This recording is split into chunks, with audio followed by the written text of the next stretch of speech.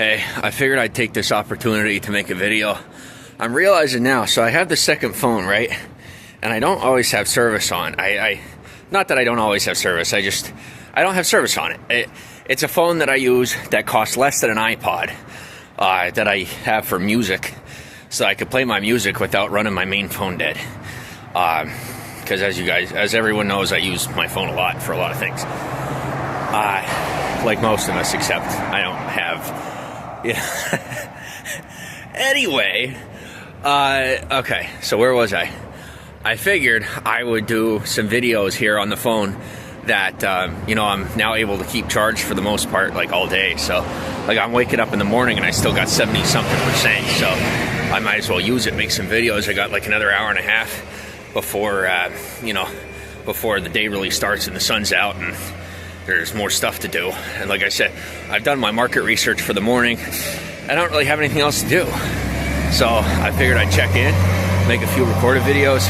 I don't know if y'all want something once a day on YouTube or if you want something once a week on YouTube. And so you're going to have to let me know what your preference is, if you want once a week or once a day. As far as TikTok and the rest of that, I don't really know. Everybody knows that I how do I put this? For the less monopolized platforms, I'll take some time with them, and then once I've kind of capitalized on it, and then the algorithm becomes advanced enough that the feed is no longer chronological, then I kind of backtrack from it and don't use it as much. So we'll see what happens. I'll make TikToks here and there for you, but for the most part, I think I'm going to be sticking to YouTubes and making YouTube videos and things like that. So thanks for stopping in with me. My name is James. I don't really have like a topic. It's not technically a vlog because I don't tell you too much about my life. I don't really have all that much going on, to tell you the truth. But I've made so much content over the past 10 years that is only now starting to get picked up, that like people are only now starting to find out about and find on the internet. So I realistically don't really have to make any content for like the next 3 to 4 years if I don't want to. So the plan is kind of to just bring you along with me and talk to you as you find my content. Usually when you find my content, it funnels you through that you eventually find me, either talking to you on a present recorded video or on a live stream. So, just find me, say hello if you're watching this right now. I usually go live on most platforms. There is one platform that I go live on pretty much all the time, but I don't really tell anybody about it, so you have to find that on your own or ask around, find in the comments, see if anybody's talking about it, and you'll find me. Most of the interaction having to do with my content isn't on my own platform. I have a lot of people that either rebroadcast my content or they take my videos and put them on their own channels, because most of it's Creative Commons or the videos that I've deleted that then become part of the public domain. So however you choose, whatever you prefer. Thanks for stopping in.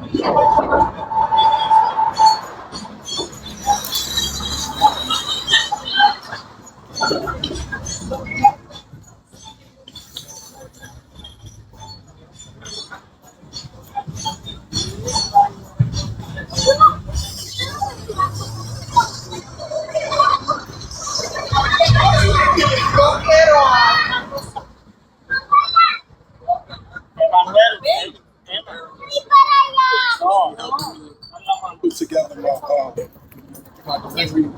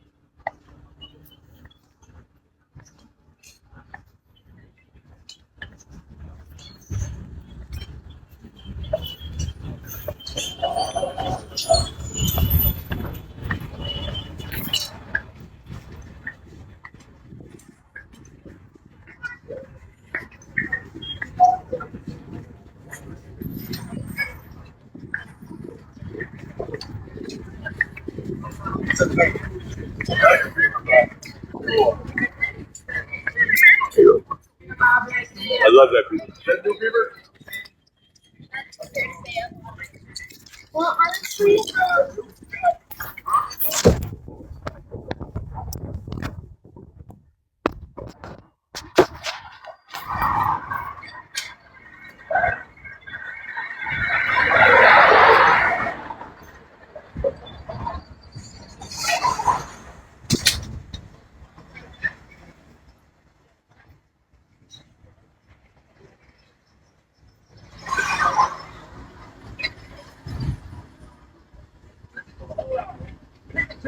shoot a video.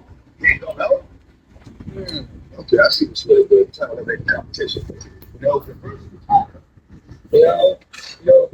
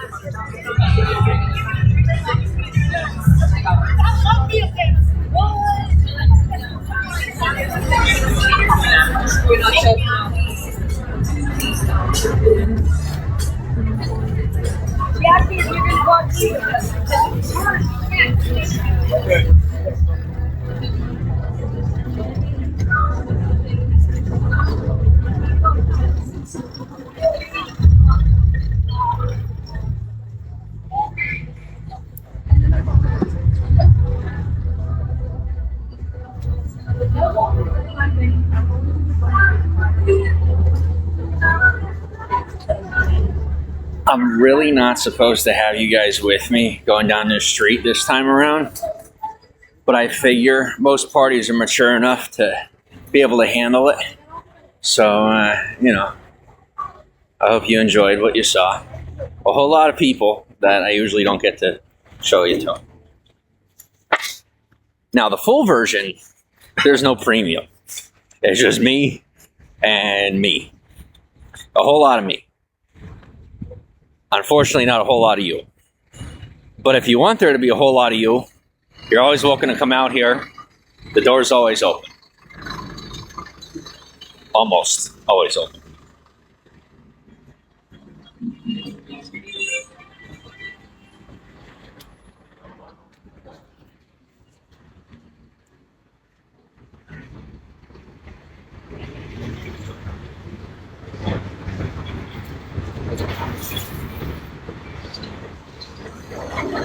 Now, I tell you, man, the food smells good.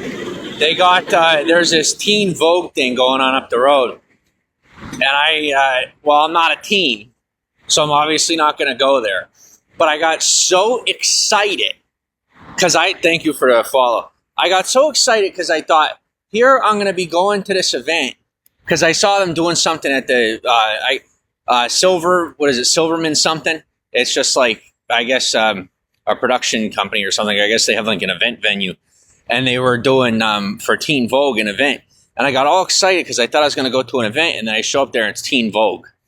I'm not no offense, but like, I'm a 30-year-old guy that doesn't have a lot to do with the culture that the people having to do with Teen Vogue are doing. I don't know anybody in that scene, on a professional basis. I don't. So I would have felt really weird going to that event. It looked like it was like an open thing, or maybe people needed tickets or something. I don't know. Or like reservations, or maybe invites. I don't know. All I know is it didn't look like my scene, so I didn't go. But I passed by out of curiosity to see what they were doing. So that's it. Thanks for the hearts. Thanks for the shares there. I appreciate you. What's up, Henry? Welcome to the broadcast. Thanks for the follows.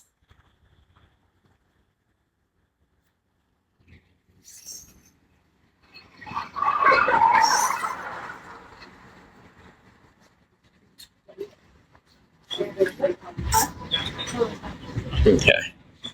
So I figured we went about a block and a half, so I should be good.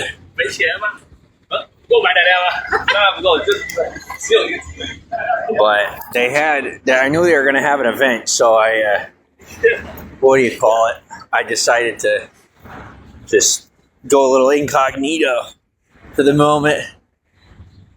So, guys, I tell you, my life gets more interesting the older I get. And I'm finding that I can accomplish things, accomplish goals that most people just can't. I could do things that most people just seem to not be able to do. And I hope when I pray that I stay humble. Like as I get older, I hope I don't get full of myself and I could stay just being, in a state of a state of learning, that I'm always learning, I will say that being in a mental place where I'm always learning, I kind of get sick of people telling me what to do or how to do it, or whether to be talking or not talking. I'll never get used to it. It's so annoying. I grew up kind of just being invited to open my mouth and invited to say whatever I want, invited to ask as many questions as I wanted to, and continue to learn, and that's how I always learned. And even in adulthood, I don't see that as a bad thing. I see it as, a healthy, proper form of social communication. So that's what I do, as I keep talking, I keep asking questions, and I don't show any shame in the matter. I really don't. Thanks for the follows. And thank you for the compliment. Right about now, I am just handling my nerves and avoiding buying a pack of cigarettes. I'm avoiding pulling any money out. So I have like a little bit that I'm just keeping to myself. And I'm doing really good with disciplining myself not to spend it. But I have like another week, I want to say. Yeah, I have another week until I get paid. And I literally just, I spent a lot of money this week. Just cleaning up a situation and getting myself, getting myself looking a little bit better. So now I'm just kind of wandering around, not really doing anything. But I'm live streaming, which is good. I'm at least staying productive in some way. I was just going to go, find a corner and just hang out for the rest of the day and then go to bed. But then I'd have been up at 3 a.m. And I'm going to be up at 3 a.m. either way. But I wouldn't have ended up getting a whole lot of sleep at night anyway. So I figure I might as well be out here just keep myself occupied and coming live with you. Paper and pour me some Jaeger. Guitar and play.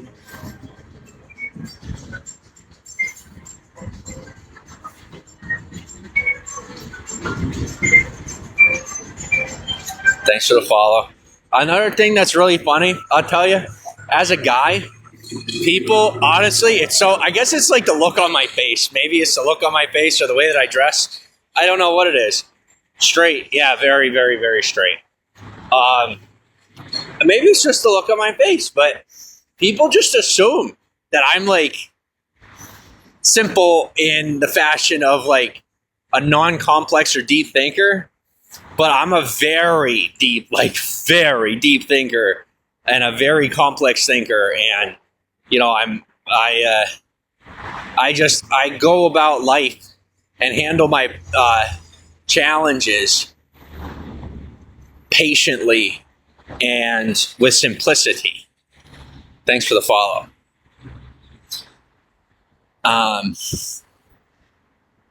So how do I put this?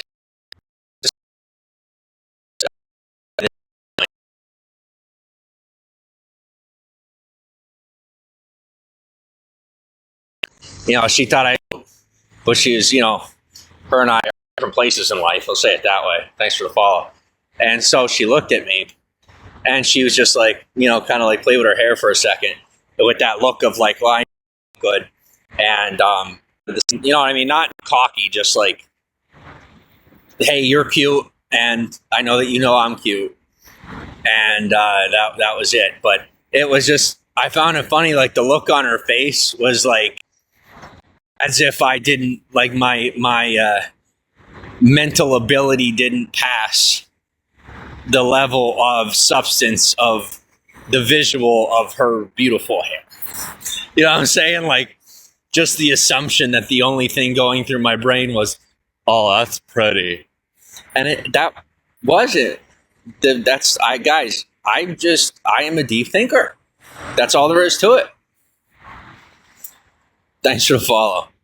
But I do, like I said, get a kick out of it when people think that I'm not thinking any deeper than like your average male, I guess, or like a real simple. I'm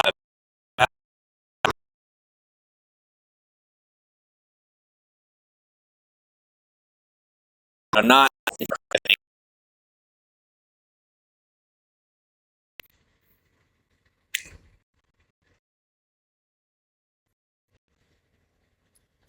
Yeah, that's okay. I unfortunately son has to be born from the Catholic. Did I mention I know the Pope? Don't have to be Catholic. What to do is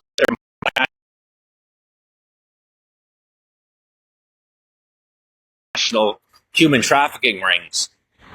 When they look at you with a look of disdain, with the opinion that you shouldn't be going to their church.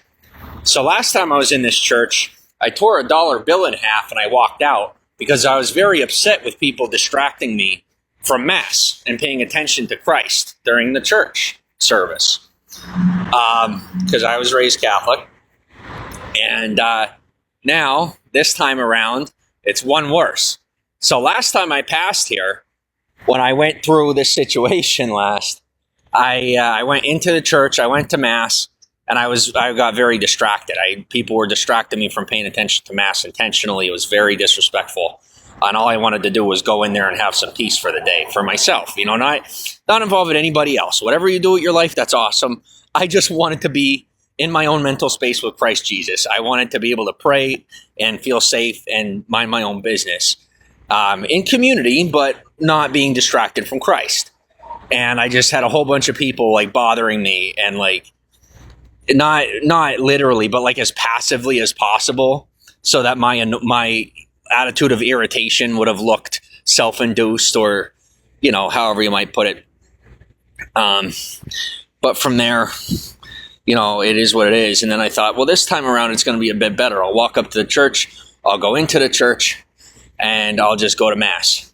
Well, I pass by and there's this old school Rolls Royce being driven by a guy that I have already identified as an international human trafficker. He's the only person we didn't arrest. And the likelihood of me seeing him here is 0 to 0. Like 0 out of 0 possibility. So thank you to the gods of men, or the men of gods, however you prefer, for dropping a giant shit on my front porch. A large bag of poop on my front porch and lighting it on fire. I have to admit, I'm impressed. I'm impressed. But yeah, so this time around, much, much worse. Much worse than just tearing a dollar bill in half.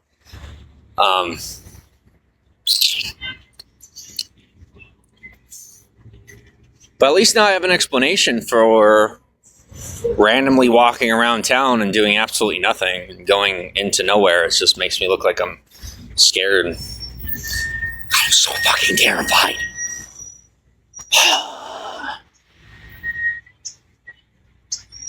I'm joking. We're redoing all of this, okay? It wasn't supposed to rain today, so today never happened. Literally, guys, you have no idea how powerful humans on this planet are, especially with the advent of social media and technology, especially 5G. Guys, I don't think you understand that we have the power and ability to wipe your memory with the snap of a finger. Now think what we could do with 5G nodes across the country. Right now, when I tell you that I've lived this day before, wouldn't matter if I'm telling the truth or not. You're not going to remember it. But I will.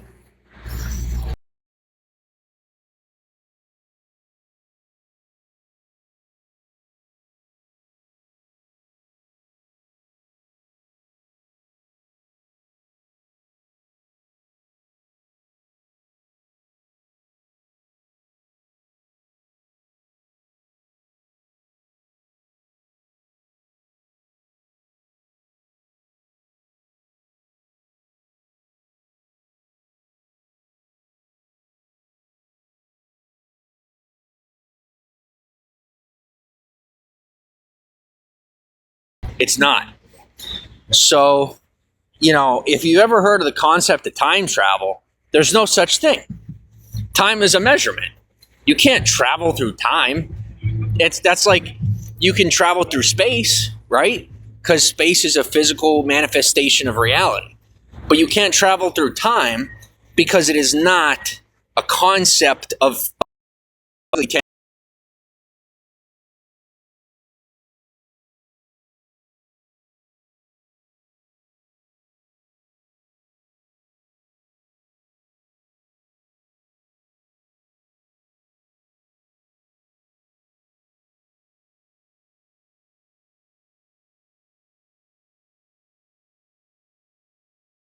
position. Time frame is essentially like if you just think about periods of time in society, right? So like I've been to the Midwest, I've been to the middle of nowhere, and it might as well be time travel because it's like the way that they live is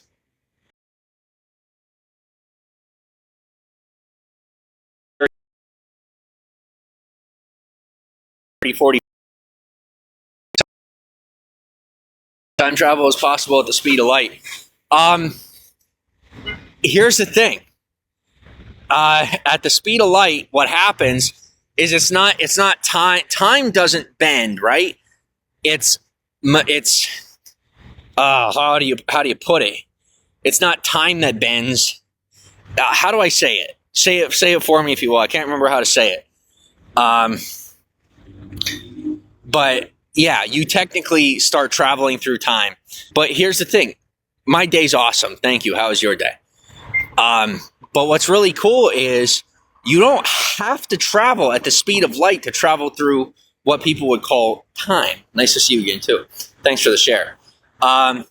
In reality, what it is our concepts of time and space are based on an agreed upon reality that we can tangibly measure, right? So if you have an agreed upon measurement of time and space, then that's the reality you're living in. But if you can convince a populace of people to change their mind about the time and space that you're involved in and the way that your mind perceives that reality, you are by technicality only changing the perception of people's time-space experience.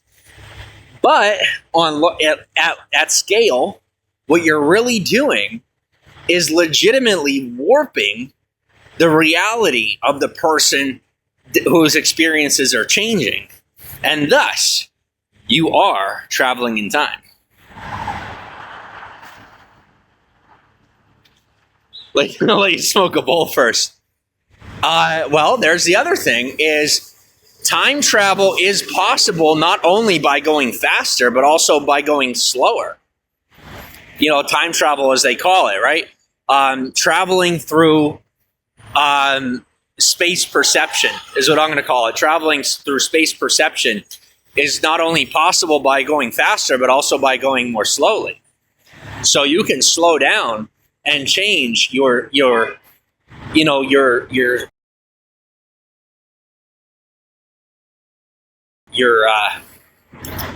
space-time experience, I guess you could say.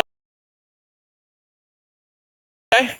So whether you realize it or not, this is part of why I don't do drugs, is other than drugs being extremely unhealthy for you, when you do drugs that make life feel like it's going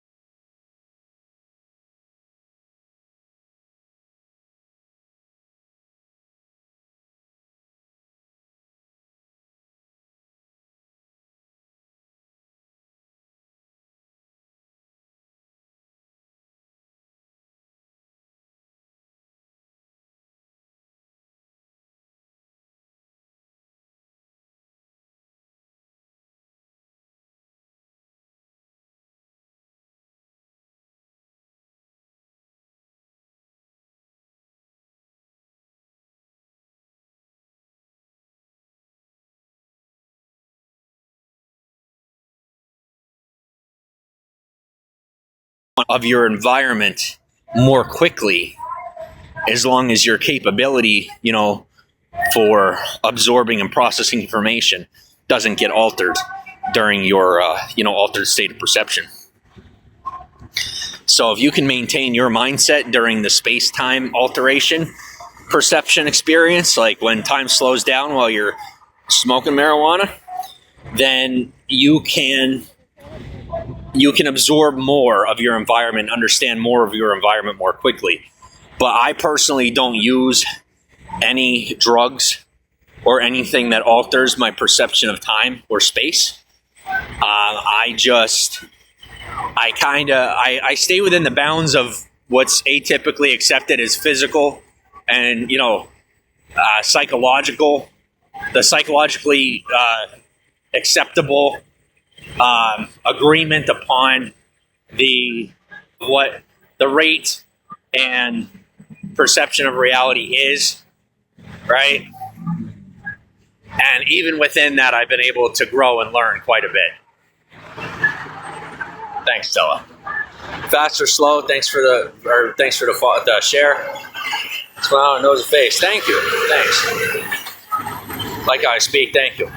Yeah, and it cracks me up when people are like, "Oh, you don't be talking about that and this and that and this and that," and then, some people are like, "Oh, we need to keep it a secret." I'm like, guys, calm down.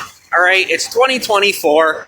Here's the thing: if you're gonna complain that society, the people, the government, whoever isn't giving you what you want, then don't be so protective and secretive of the things that you know.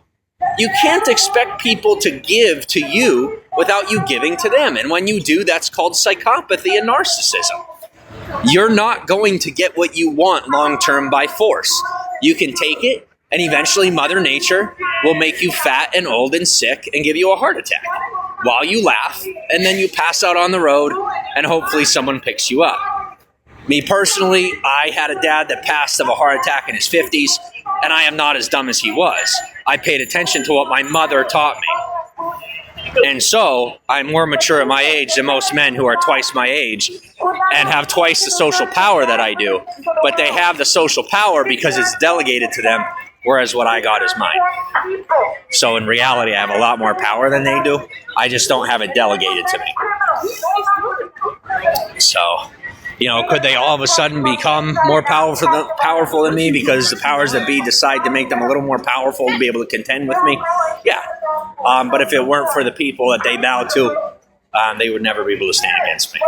Wouldn't even be possible. And they know it. So on that note, it's not a challenge. Listen, when people with delegated power come against me, I don't take it as an insult. And it's not impressive. If you can't do it yourself, don't come at it, because it's not impressive.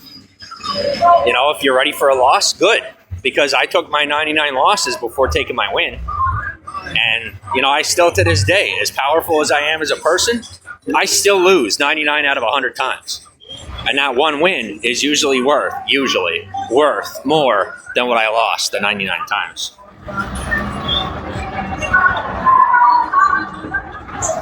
You'll stop smoking soon enough. Well, here's the thing. Marijuana is legal, so that's your personal choice. Me personally, I don't drink, I don't do drugs, I don't smoke marijuana, I don't like anything that alters my experience of reality, unless it's like I said, some sort of produced experience, like going to the movies and sitting in a D-box seat, or going to Disneyland, yeah. No, yeah, like I said, I don't go anywhere near any of what you're talking about. Thanks for the follows. Yeah, well, like I said, for me personally, I like to stick to stuff that's legal. I will tell you that from the research that I've done in reference to people like incarcerated individuals, over 85% of people that populate America's prison system are individuals that do drugs or have some involvement with drugs.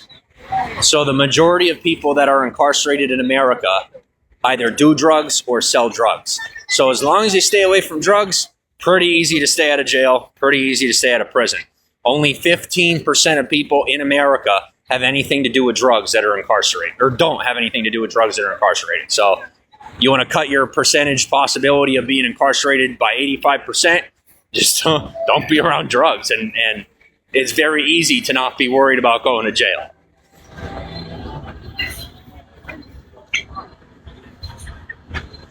ADHD, oh, through the roof. Oh, so bad.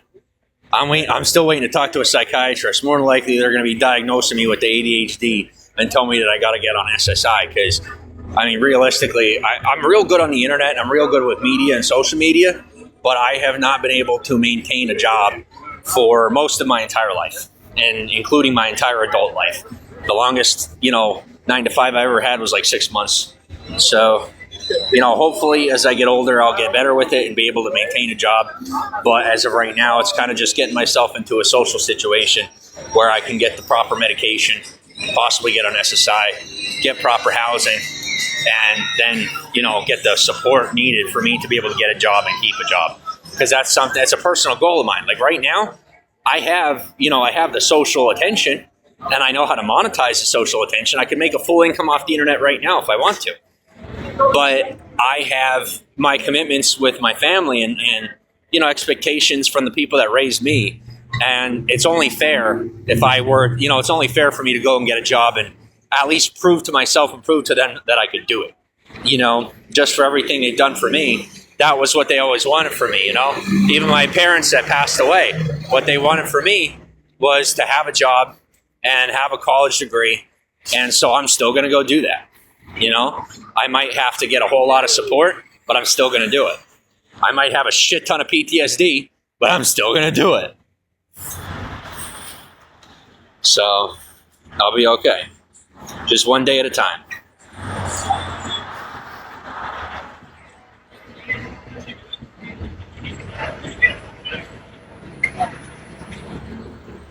Thank you. Sierra, if you win today's promotion card in the promotion carousel game, you will be directly promoted to tomorrow's schedule. I don't know what that means, but that's exciting. I've never seen that notification before, so I was curious as to, oh, wow, you're pretty. I'm going to move on. 7. 7 what? Is that a rating? I mean, without the haircut, I guess that's not too, I take that as a compliment. With my hair being I'm homeless, I don't have a haircut, and my beard is growing the hell out. So I will definitely take a 7 out of 10. I'll take that as or for being Hollywood, I'll take a 7 out of 11. Just for giggles. Thanks for feeding my dino.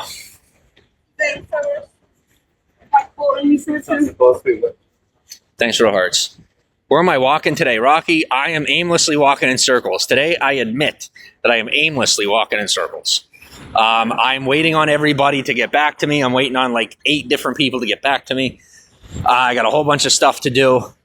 And it's just, it's around the holidays, so that's why I'm not getting a whole lot of responses. Like my regulars and stuff, people that I deal with, I got the responses, but the more important stuff, like stuff that I'm dealing with in the realm of mental health and whatnot, they're just not getting back to me. And I'm figuring it's because it's around the holidays and they don't feel like doing the work. So I just got to wait it out. The win still won. You got it. Got to do it for the win, man. They say, oh, don't say it. I'm like, I'm going to say it, bro. If I didn't say it, I wouldn't be me. So you always got to do it for the win, man. Do it for the win. Taking one for the team can be a good thing. All right? Especially in Hollywood. You should see the women out here. You take one for the team, bro. You can't even call it taking one for the team. It's like you won by losing. In real life, man. It's that good out here. It really is. Thanks for the hearts. Disneyland edibles? No comment. No comment. Like I said, I'm really not into any of that. A lot of people think that I am, but I'm actually not. I don't know if it's just my lack of beard shaving or my haircut or lack of haircut. But I really wear my baggy clothes. I don't know what it is, but I'm not really into any of that. And I really don't like people that give me a problem over not being into it. It's like super, super sketchy. So, good. How are you, Rachel? Yeah, and I don't fault anybody for going off on me. I mean, I would honestly say I'm probably one of the best in the world at getting people upset and making them angry. So, I mean, quite literally, like I was with probably one of the sweetest women that anyone would ever meet, and I managed to make her angry. So, I just seem to have that skill. Miss, thanks for the follow. Doing good today. That's good. I'm glad. And I tell you, the personal accountability is always a good thing too. Knowing that it's you. Like with me, even with what I said to you, that's on me. Like I realize that I have to take ownership of my decisions and take responsibility for my actions and my words. Because here's the thing: a lot of people will say, "Oh, words aren't. Don't just say it, do it," and that words aren't actions. But I've always been a big proponent of saying that words are actions. Speaking is an action. It requires energy to speak. So, speaking is an action. So you have to be careful with what you say because words have power. And I'm definitely known for not being the most careful with what I say, even when I'm only acting or doing a parody. It's like sometimes I do go a little over the top. Of course I do, Rachel. It's my broadcast. I do the same thing online that I would do in my real life. Is if I'm, let's say that I'm doing a show and I have somebody in the audience who's giving me drama. Well, what do you think we're doing? I'm snapping my fingers, calling a security and getting them out the show, pulling them out the audience.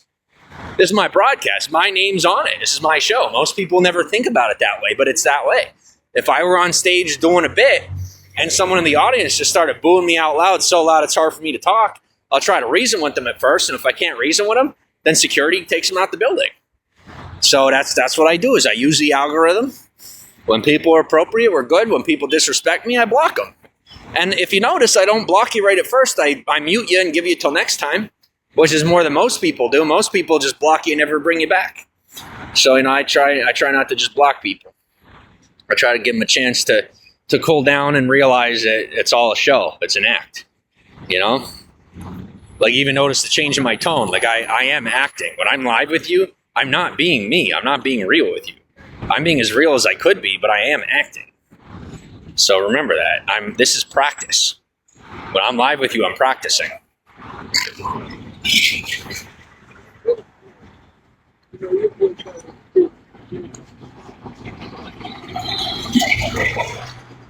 No, where's that?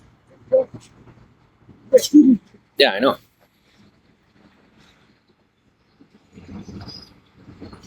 Going off is an emotional response.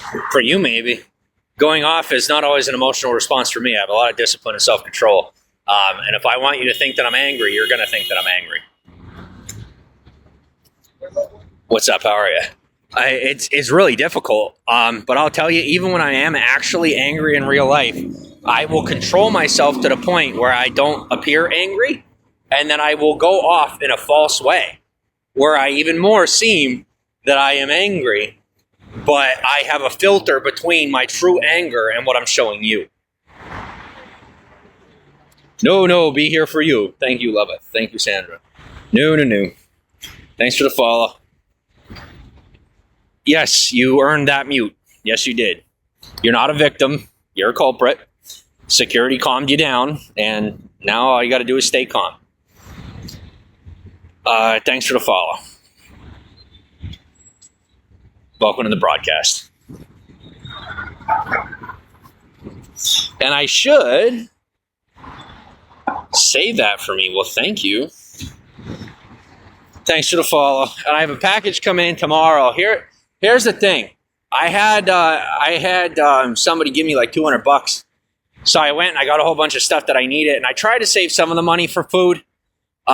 Because here's the thing. I needed to change. I needed to shower. I needed to do all the regular stuff so I could be proper and not disgusting and looking like I'm carrying, I got just a regular bag with me.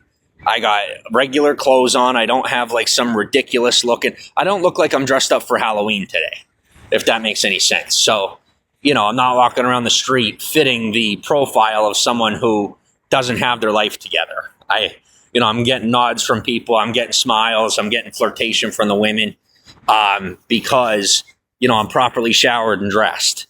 And that's not the case when, the cash flow is low.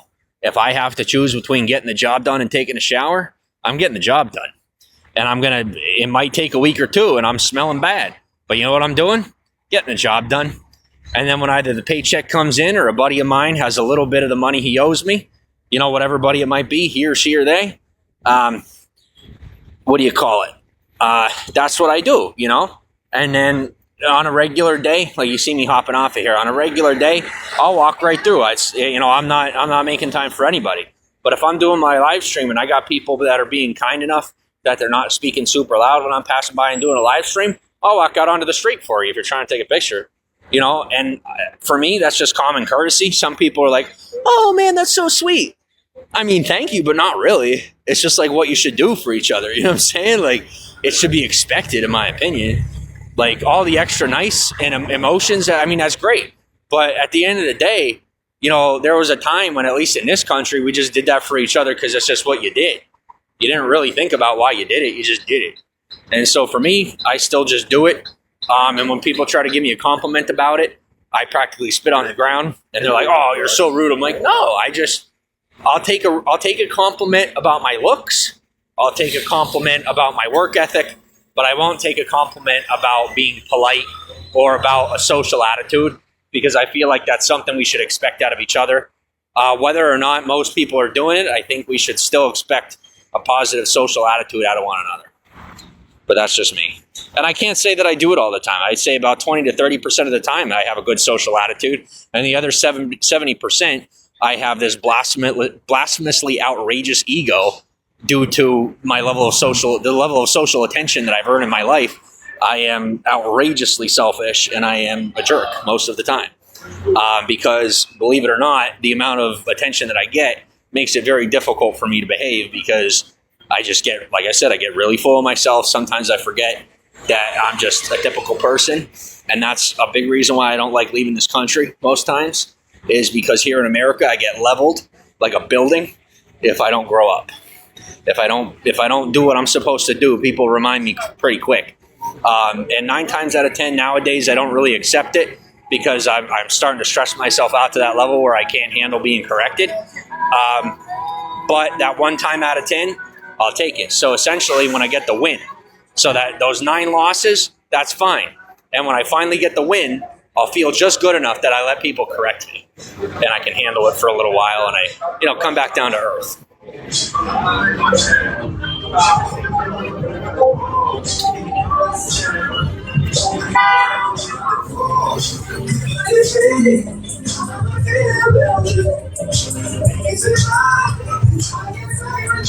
for the follows. Thanks for the follows. I'm calling deep breath. That's right. That's right. I'm going to say plenty of things that you don't like to hear, but I say them for your own good, and I say them for my own good.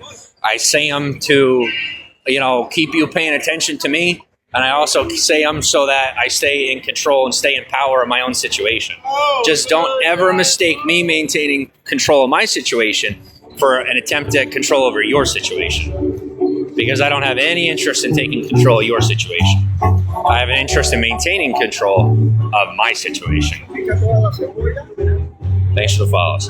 I'm good. How are you? And I said that this morning to somebody on the phone. I don't have time. I really don't have the time or energy. 7 years, $5. I don't have the time or energy to correct you.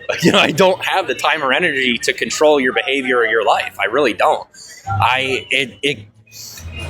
Controlling and maintaining leadership in my own space takes pretty much all the energy that I got. I'm good. How are you, Alvin? I'm going to give you money. Yeah, that was pretty cool. I was very appreciative. Because I'm cool. Oh, thanks, Rach. Used to have money left over at the end of the month. Yeah, I'm starting to get used to, actually having money left over at the end of the month. And I found the key to having money left over at the end of the month is working to work instead of working for money. Now, if that doesn't make any sense, what I'm saying is, even if you hate what you do, just work as hard as you could and forget about the money. Just focus on eating, eat as much as you could. But after that, don't really worry about any of it. And that's my advice. Like, just, spend as little money as you have to, except on food, in my opinion. Like, food and housing is what I would say. So housing, like, pay attention to your lifestyle, pay attention to what you like and enjoy. Make sure that whatever living situation you have, if you have the ability to choose it, make sure that you choose, a living style that suits you and your preferences. Like, if you prefer stone or you prefer wood, prefer whatever your preference is. I know what I'm saying might sound a little over the top, but it's not. Like, it actually makes a large impact, on your mental health and your social ability. So if you're overwhelmed and you go home to a space that you don't prefer, no matter your gender, no matter your lifestyle outside of your home, it's going to affect you in a big way. So, like, for me, I really like marble. I like anything that's light and fancy, right? And that's my preference. And that's just like, if I were to prefer, like, I don't want like a white or a cream, but I also don't want anything that's too dark when it comes to like paint or anything inside, my living space, just because those are my mental preferences. So, like, based on my lineage, my brain says, look for the snow. I know that sounds silly, but like, I'm Norse, right? My biology, I'm Norse. So I look for rain or snow. I look for, like right now, this weather is fantastic. I love this weather because it's rainy.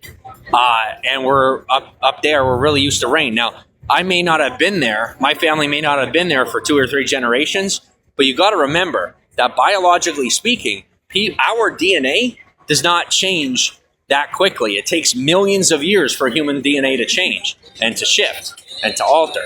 So for me, my body and my brain still thinks it's like, it's like my brain and my body are still adapted to a Scandinavian lifestyle, a Norwegian environment. Like, my brain says, where's the snow? My brain says, where's the rain? Where's the ocean? What's up? And so right now, I don't have any of that around me. So in times of stress, my brain says, where's my safe space, right? And so I don't have that. But something really intelligent you can do is to shift your lifestyle safe space, your home, your apartment, whatever you got, to match whatever your body and your brain tells you is something you'd be normally used to. So if you come from an arid environment, pick colors for your home that would look like sand. Pick colors for your home that would look like the sun, right? Pick a deep orange. Pick a deep brown. Like, these are like, or a light brown. Like, these are real life, like, mind hacks that could help you to feel more safe in your personal environment, whatever personal environment you create. So as opposed to thinking about it socially or thinking about it like, oh, it's racist. It's not racist. It's based on your ethnicity. It's based on your biological DNA.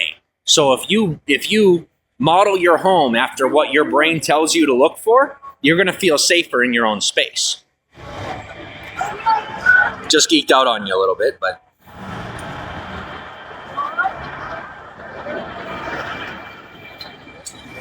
I don't even know where that came from. I just went on a tangent for like a good couple of minutes. I don't even remember what I was talking about before I went off. Yeah, no, I'm not much of a narcissist either. I know this whole, feministic, narcissist movement thing is a big deal, but I am just a typical guy. Believe it or not, narcissism is far more common in the naturally born female sector of society than it is the male, by 74%. Yeah, 74% more naturally born females are diagnosed with NPD than males by female professionals. More consistently, because 9 times out of 10, a female doesn't want a male psychiatrist or a male psychological professional. So yeah, narcissism is rampant in America, but believe it or not, it is far more prevalent in the female population than it is in any other gender. Very unfortunate, but also very true. And there are a lot of very psycho-aggressive, narcissistic females that like to hide behind the feminist movement. And, obviously it's very dangerous and toxic for those of us who are natural-born men that are not misogynist and are not masculist. So I'm an equalist, but it's very easy to pick out a female that is aggressive and psycho-aggressive when they have a reaction to the fact. And it's the same with men. If you say a fact that has to do with men not being the best, and a man doesn't like it, well, you picked one out. It's not that hard. So, gauge the reactions, but make sure that what you're seeing is true. Because if you don't confirm and verify, you might get it wrong and hurt more than just someone's feelings. Yeah, well, that's your algorithm.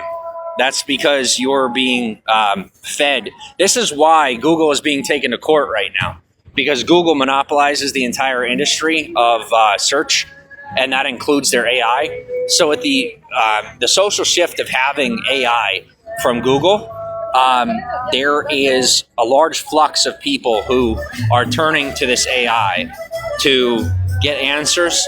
And obviously, because they monopolize the entire industry, and they're essentially the only search engine you can turn to for answers, and their entire algorithm is geared towards your personality and your preferences, mixed with the fact that, they want to keep you on their platform, they're going to give you answers that you want. And then, on top of that, you're going to take that information, whether skewed or unskewed, and then you're going to say, well, this information came directly from the internet. These are statistics, and so they must be true. Well, no different than when we were in school and they told you can't use Wikipedia as a reference source. Well, the same is nowadays you can't trust Google to give you accurate statistics. So, like, if you were to Google right now how many incarcerated individuals are involved with drug use, the fact is that it's 85%. When I Google it, it doesn't say 85%. It says 14%. I'm pretty sure that more than 14% of incarcerated individuals have some form of association with drug use. And by pretty sure, I mean I know the real life statistics, and the real life statistic is 85%. My Google algorithm tells me 15%, because Google, my algorithm, would prefer me to be doing drugs, because then I would be more adept to being involved with the pharmaceutical industry and turning to big pharma for my solutions on psychological problems that I don't yet have, that I would produce if I would end up having if I did drugs. So, yeah.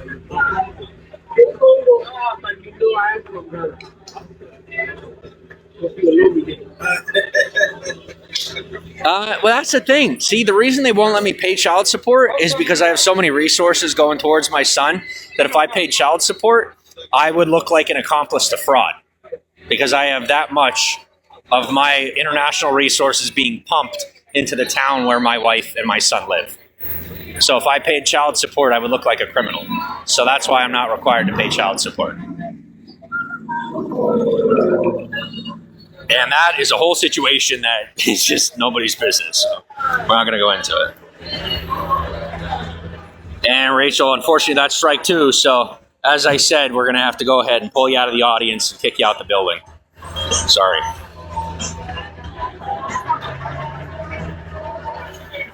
Yeah, like I said, once again, it's my show. And if you don't like what you hear, you don't have to be here. Plus, the show is free. If you're going to complain about a free show, just next time don't show up. You know what I'm saying? Like me, I'll joke around, but I don't actually mean it. Yeah, when you're that good, they won't kick you out even when you say stuff that makes it seem like you're meaning it. But when you say that to me and I know you mean it, I just can't keep you around.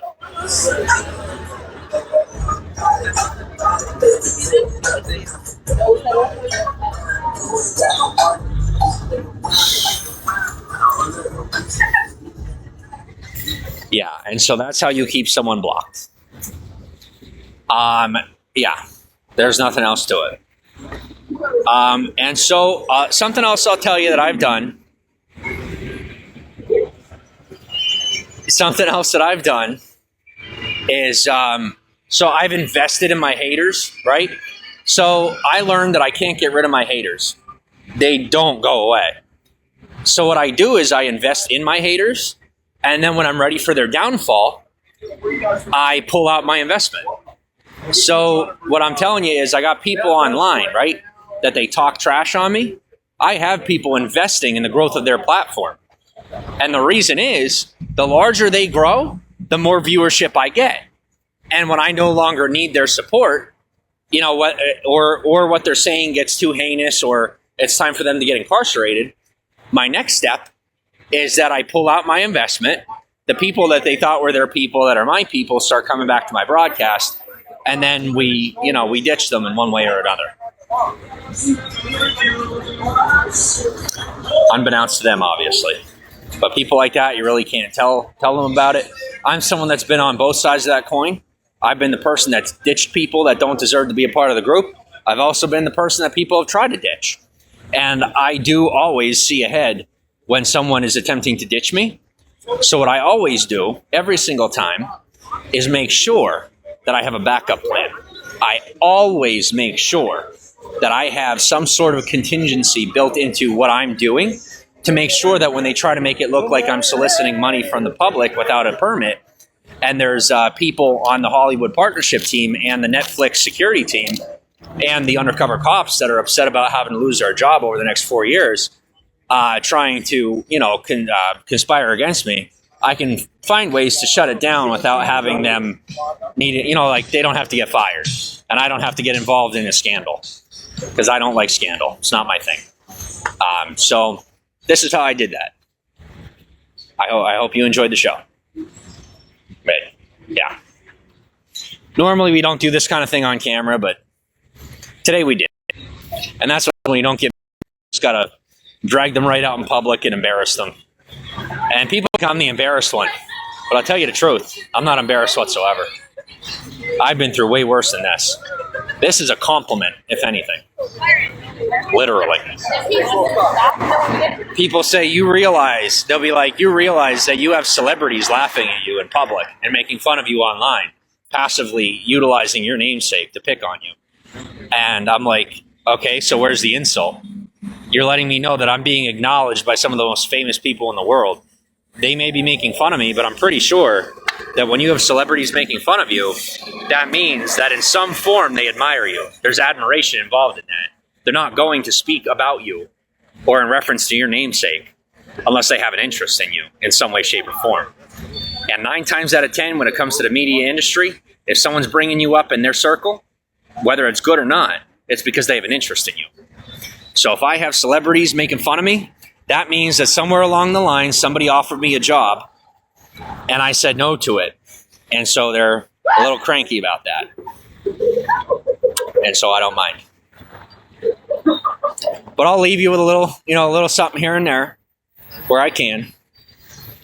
And, whenever they're ready to give me a chance in real life and not just trying to have me on their string, then I'll be here.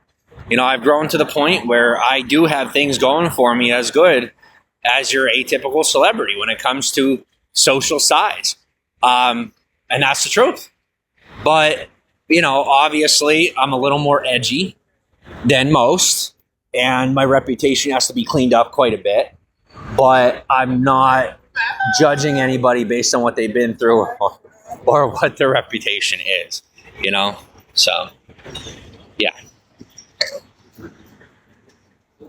There was a celebrity scout on the tour bus.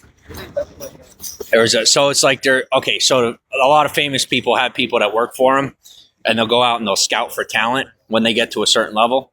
And I recognize the talent scout that is usually pretty incognito, but I wouldn't have called him out. I'm sorry, I wouldn't have called her out if it weren't for the fact that they're trying to keep me out of the industry instead of put me in it. So I saw their scout taking a picture of me, and well, guess who's getting fired? Not the cops, not the criminals, not the actors, not the conspirators, but we're going to take it out on the one woman that decided that she was going to try to keep me out of the industry. And we're not going to name who she worked for, but I'll let you know that now, because I brought it up, she'll be fired by the end of the day. And that's what happens when you try to mess with my image. Do not ever try to use my namesake without my permission. I will not take you to court. I will not sue you. I will not hurt you. I will make you so ignored that you will be begging for attention. Thanks for the hearts. And more than likely begging for a job. Can't say I haven't been there, but how do you think I learned how to do it?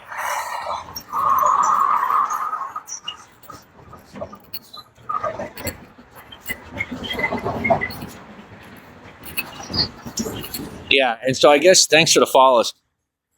And thanks for the gifts, too. And here's what I'll tell you. When I first moved here, I don't think you guys realize, like, you're the ones, all right, now, I say you're the ones, but, I'd like to consider myself a local at this point. I don't know if you feel that way, but I've been here almost 2 years. And I feel like I'm a part of our community here. And, just remember, I was continually reminded that this is Hollywood. So I might have been a little fake when I showed up. But I know how to be passive aggressive too. All right. You don't understand how good I am at it. But what I will tell you is, I will remind you, I was raised by a woman that raised 50 children and 7 of her own. And I was one of 2 children in the entire foster system that got to stay in that family into adulthood from birth, essentially from birth. So what I'm telling you is, everything I know, I learned from a woman that essentially ran the entire town while raising at least 14 kids at a time. I'm a pretty smart dude, and I understand community and how it works. So if you ever want passive aggressivism or a lesson in passive aggressivism, you could do one of 2 things. You can go to a woman, or you can go to me. Your choice. You can have them teach you, or I'll teach you. But I just spent the last 2 years not being myself. And when I feel comfortable enough, maybe I'll start to think about it. I did. My foster mom was the best. She was. I don't even call her my some people would be like, oh, that woman wasn't your mom. I'm like, you say whatever you want. That woman was definitely my mom. She raised me from birth on up. That was my mother. That was my mom. My birth mom? Nope. Amazing woman. But she didn't raise me. She deserves credit for bringing me into the world. And for that, I serve her till, I'll be there for her as long as she needs me to be. But, she had every chance to raise me, and I was raised by my foster mom. And my foster mom gave every chance in the world to my birth family to take me back if they wanted me back. And they didn't. And so, the credit goes to the people that raised me. That's simple, Welcome to broadcast. And if you tell me what to say and what not to say, I will teach you what it means to be a man and an adult. And if you don't think I know how, well, trust me, I know better than you do. This is America. In any other country in the world, I'd be worthless. In any other country in the world, I probably wouldn't even be alive. But in this country, I'm a goddamn king. And if you question me on it, I'll prove it.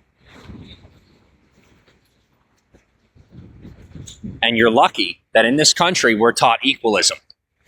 Because as a king in this country, if I weren't an equalist, I'd be striking people dead left and right. Because I get my moods too. But I was taught how to love. I was taught how to be kind.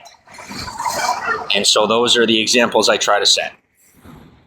Good afternoon, Fonz. How's it going? And so where a lot of people accept certain behaviors out of me due to, my family history, from both my father and my mother's side, birth parents, they get very surprised when in a moment where they expect me to freak out, I don't freak out. I'm calm and I'm collected. And they don't understand why. They're like, well, no, your mom and dad both would freak out in a situation like this. I won't, because I wasn't raised by them. It's not nature versus nurture. It's nature and nurture. The two work together. Nurture, here's the thing. Nurture is a part of nature. Think about it. It's just common sense. But most people are taught the opposite. They're taught lies. The truth is the fact of nurture being a form of nature's process. I'm not refuting your personal opinion. I'm reminding you of how nature works. It's not a secret. It's not a secret. It's how nature works. Nurturing is a facility and a behavior of paternal and maternal instinct in nature. So yeah. I don't know where anyone ever came up with the notion of nature versus nurture. That doesn't make any sense. It has never made any sense. I have never been anywhere that has ever taught that. And it sounds insane because it doesn't make any sense. Nurturing is a part of nature.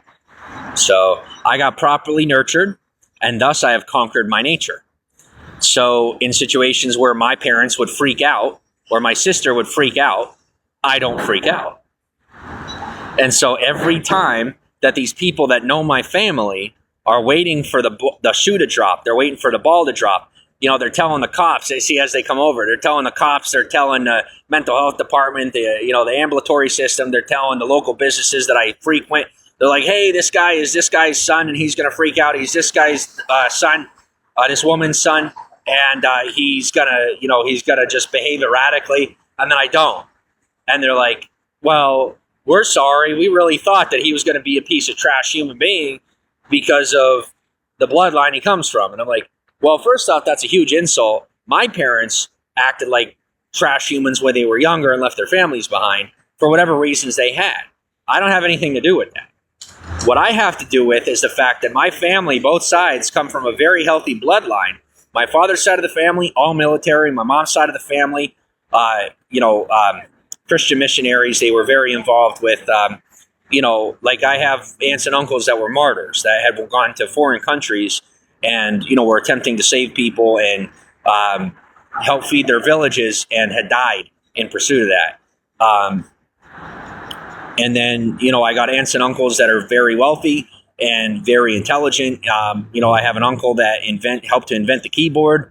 He helped to invent the first microchip that went into a spaceship.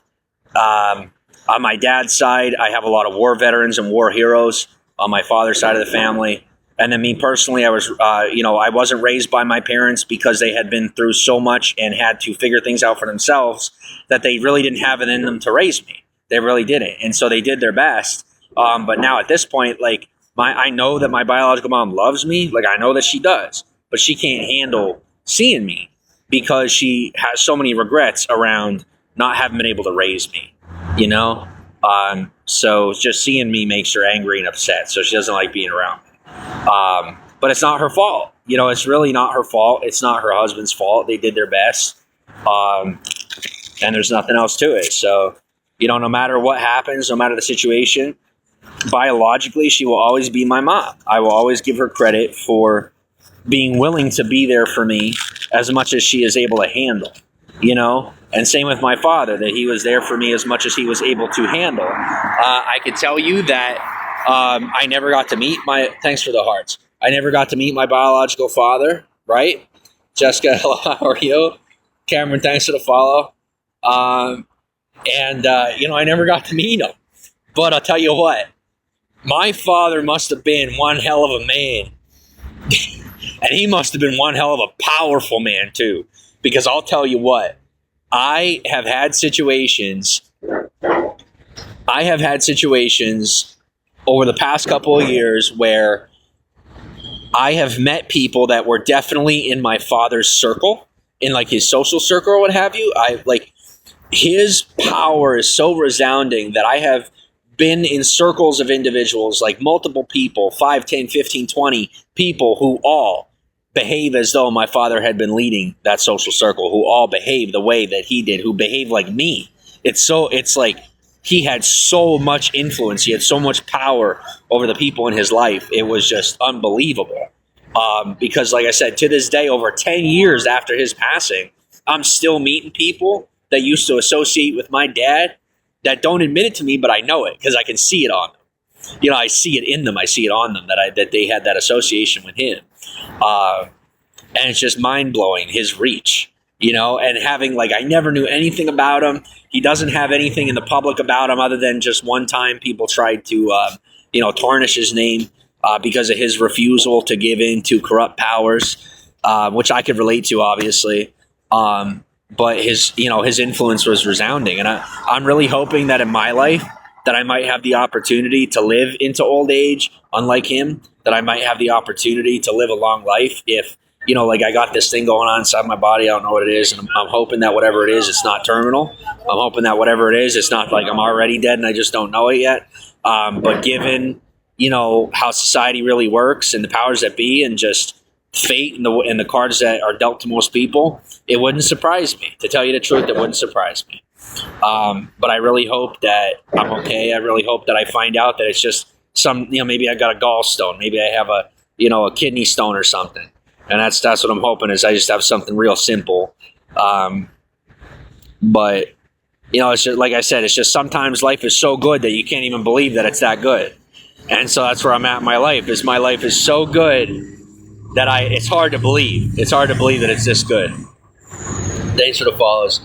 And I'm hoping that one day, in the good ways, I am here. That's right. I'm hoping in the good ways that one day I could, make it to become, a tenth of what my biological father was, a tenth of what my biological mother was or is. And same with my dad. I don't know if he's still alive or not. I mean, he has a burial plot. But then again, so did I. Apparently, like, I never faked my death, and I had to have a conversation with law enforcement about that. I never faked my death, and they, thankfully believe me. But somebody had, tried to fake my death for me, and I wasn't involved in that. But I'm alive. I'm very much alive. So, being that happened to me, it makes me question sometimes, is my dad alive? Which sounds paranoid, makes me sound like, oh my gosh, I must have a mental problem. But after somebody trying to fake my death, it makes me question whether or not he's alive. It was the first time I ever questioned it. But I was like, I wonder if somebody faked my death, was his faked? You never know. Like, how do you know? I can't find a lot of information on him. Even thanks for the follows. Even his, no, it's all right. I got something going on inside my body. I don't know what it is. It causes me to have just this odor, this ungodly, uncomfortable odor that I've had for a couple of years. Since about 2021, I've had it. And I don't know what's going on inside my body, but I'd say it was, I'd say the late summer, late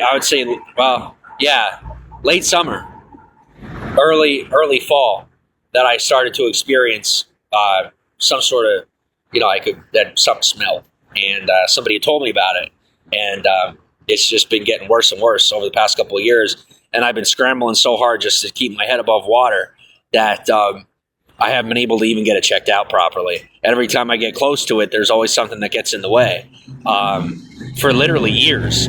So I'm hoping that I can finally get checked out and figure out. And I literally came like this close, and then somebody that I was hanging out with, kicked me out of their house, and I unfortunately forgot, my kit, my test kit there, so I didn't get to find out what was going on in my body. But I'm gonna talk to them probably on Monday, and I'll see what's going on. But yeah, I'm gonna see. Like I said, it was real weird. I was literally a day away from getting it checked out. I had the test kit and everything. And then I was hanging out with this guy, and he ended up trying to set me up. And then whenever I caught him, he got real embarrassed and, kicked me out of his house. So I didn't end up getting to use the test kit to find out what was going on with me. But it was really weird. Like, it wasn't until I got the test kit that he tried setting me up. He tried to make it look like I broke into his apartment. And thankfully, the cops already knew where I was at. They just because of what the amount of social influence I got, they keep track of every move that I make. So they already knew I was in his house, and they already knew where I was at. They knew I didn't break in. And so when he called the cops on me, they didn't do anything, obviously, because they knew he was lying. But it's just, I remembered to take everything out of the house, but I forgot my test kit in the bathroom. So I was bummed out about that, but I'll get a replacement of it on Monday. So anyway, yeah, like I said, my mom and dad were pretty awesome. I just never got to spend a whole lot of time with either one of them. And my foster parents were out of this world. My foster parents were like saints. They were like people that don't exist on this planet. Literally, they were that good of people, not just because of my own personal bias. They really were just outstanding individuals that just don't exist on this planet. So I got a really good upbringing. I got very lucky in that way. I learned a lot at a young age, and everything that they taught me, everything they put me through in good ways and in the more difficult, turned me into somebody that was able to survive the streets of Hollywood. At least this long anyway. That I was able to stay alive through almost 10 years of, at least in some way, shape, or form, a sense of homelessness up until this point where, the reality is I have never in my life, minus a couple of months, been homeless, like where I was homeless in every way, where I didn't have anyone, I didn't have anything. I was socially classified as homeless, whereas now I pretty much have my entire life together minus having an appropriate address. So the only way that I am homeless at this point is where I do not have an appropriate address to call my own. Whereas in every other way, I do have my life together, thankfully. You'll be back. I'll be here. Parents are proud of you. I don't know. I could tell you that before my foster dad passed, something he said. Now, I remember it to this day. I'll tell you, he had not Alzheimer's, but Alzheimer's. He had trouble remembering things, right? But he was in the hospital. And the one thing he said to me was, he looks me dead in the face and, just snaps to. I mean, I know you guys are like, what's wrong with you that you're laughing? That's just what we did in our family. We laughed everything off. That's all you could do. Like, so much happened in our lives that all you could do is laugh it off. And so he looks me dead in the face and just goes staunch, completely staunch. And he looks at me and he says, "I'm proud of you." He doesn't talk like that, okay? He never talked like that. He never talked that way to anybody. And so I look around and I'm looking at my siblings. Thanks for the follow. We were all in the hospital with him, right? And I just looked at it. I looked at all my foster brothers and sisters and I said to them, I'm like, "Did you hear that?" I'm like, "Did you hear him say that? Did you hear that?" And they were all like, "No, what'd he say? What'd he say?" And I didn't say anything, but he told me he was proud of me. And I was just blown away. I couldn't believe it. But that was like, I'd have to say to this day, it was the best moment of my life. Best moment. I've been through fame. I've been through the gold, God, the glory. And to this day, the best day of my life was when my foster father said to me that he was proud of me. When he just, in the midst of his Alzheimer's episode, he just snapped to and told me he was proud of me. And I'm wondering to myself, I'm like, so I'm guessing he probably thought that I was his oldest son because I look a lot like his oldest son, his birth son. So I'm thinking he probably thought I was his oldest birth son. He was saying he was proud of his oldest, because I just can't consent. I don't think he was saying it to me, but I'll take it. I'll take that Esau moment. I will take that and I'll just go home with it. Thanks for the follow. And I never thought about that till right now. I never thought about that till in this moment. It's very possible that he was mistaking me for his eldest son. Really awkward now that I think about it. Yeah. Well, that just ruined that entire moment. But I'll find another one. I'll find another moment. I would have to say, beyond that, the best moment of my life to this point was in 2021 when I was separated from my wife a month before the birth of our son, where in a state of apology, the men of the gods bestowed upon me the opportunity to be a part of mainstream society. They said, "You're a little shit, but we love you." And we don't say that to anybody. And I know they were telling the truth, because 3 things they don't do. They don't say I love you. They don't say you're sorry, or that they're sorry. They don't use apologies, and they don't say thank you. And 3 things I got from men that don't say any of those things was that they love me, that they're sorry, and that they're thankful that I just went along with it. And that will be worth more to me for the rest of my life than anything I ever get in my entire life. Yeah. So, yeah. So, last but not least, I am very excited for whatever my life is to bring, forth into this world for the rest of my existence, however long or however short my existence may be. And if I've done so much to this point in my life that people are deciding that maybe, I might not be around as long as I'd like to be, it's been good. At least I could say that. If there were ever actual trouble in my life, I could sit here and say that it's been that good. It really has. At this young of an age, it's been that good.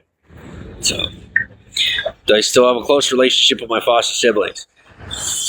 Yes and no. Yes, in the sense of we're all still there for one another. No, in the sense that we're all living our own lives now. Our own separate lives. Especially after, having my foster mom pass.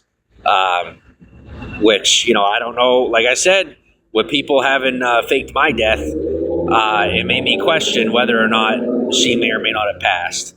So, if she's still around, I hope I never find out about it, because I will lose my mind. I will walk to Pennsylvania and I will be banging on that door just to see my mom one more time. But if she's really passed, then, that sucks. But that's why, we don't really have much to do with one another anymore. My mom was the glue in the family. And with her passing, there's not a lot of holding us together. I try. I really do try, but they don't really want me being so involved as they do the birth siblings. So, it's really tough for me to see everybody so separated. Breaks me apart.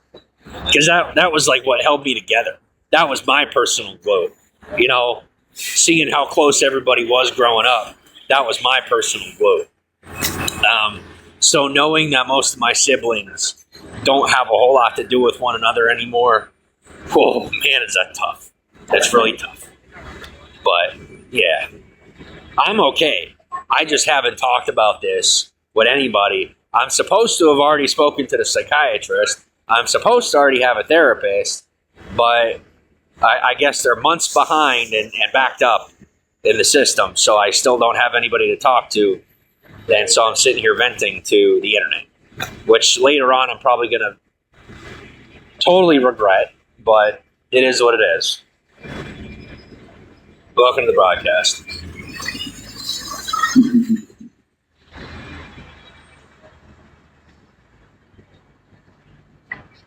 I'm supposed to already have my own support system, or I'm already supposed to have a support system provided to me, and I don't have either one. So, yeah. Thank you. I try to. And I could have chosen to just go bum it out and lay somewhere and do my live stream just laying in public, acting like a fool. But instead, I guess I decided to be vulnerable in public, which is a bit more than might be appropriate. But it's the best that I got. Some people say, oh, you could have just shut your phone down and disappeared into the night or into the afternoon. So you know what? I've been through enough. I can't handle anymore. If I don't rest now, I won't last. I'll be dead at the same age my father was, if I'm lucky. So, it's time to calm down.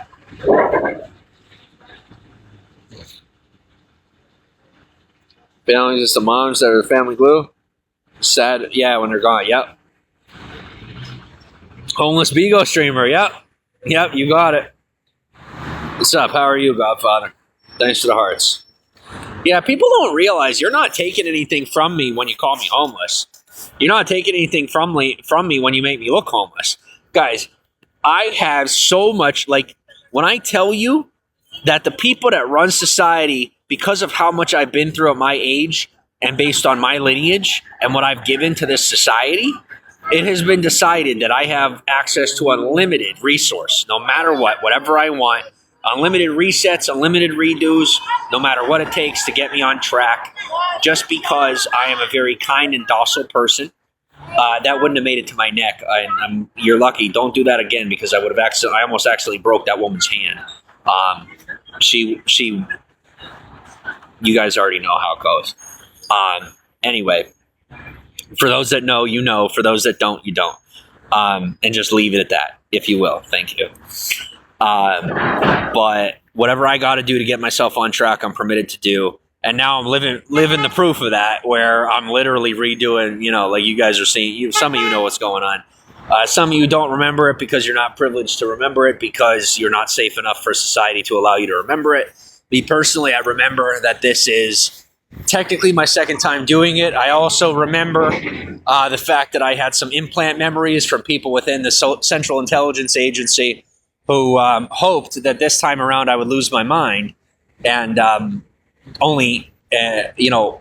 I would end up being crazy and going crazy instead of just sounding crazy. So, believe it or not, me just sounding insane is an accomplishment. So, yeah. So I had people within the agency who, came around and tried to, they implanted some memories, knowing that if I had to redo this situation, that I would potentially remember what hadn't happened yet. So it's called a memory relay, where you didn't go through the situation before, but you may believe you did, and you didn't actually go through it. So no matter what anyone tries to tell you, remember, you did not actually go through this situation before. Okay? So for me, I have actually been through this situation before, and the first time I went through it, I was, I had unfortunately a couple of people working undercover who tried to, give me a couple implant memories in very key situations to, drive me off a cliff for having mentioned them at all. And it didn't work. Instead, all they did was make sure that I remembered that I had been through it before. So, and in such, confirming and verifying that I was telling the truth about having been involved with the Central Intelligence Agency previously, and that I was properly trained. So for those of you who doubted me and thought I was lying to you, those of you who remember the first go-round, now you know I'm telling the truth. And I'm that good. Yeah. Yes, I am so good that I was able to elude and evade the Central Intelligence Agency without detection in this country, as an American, in the age of social media technology and security surveillance. Thanks for the hearts. They will tell you that they always knew where I was to protect their reputation. They didn't, and they know it. And I didn't have to involve myself in anything nefarious to remain undetected.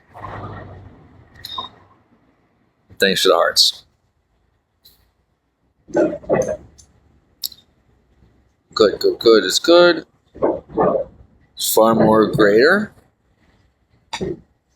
Huh? Thanks for the phone.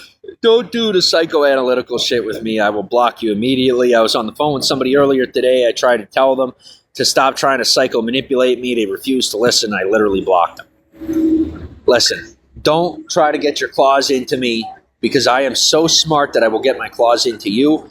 I have had people who are internationally renowned for their psychoactive ability, their ability to manipulate and control people. I only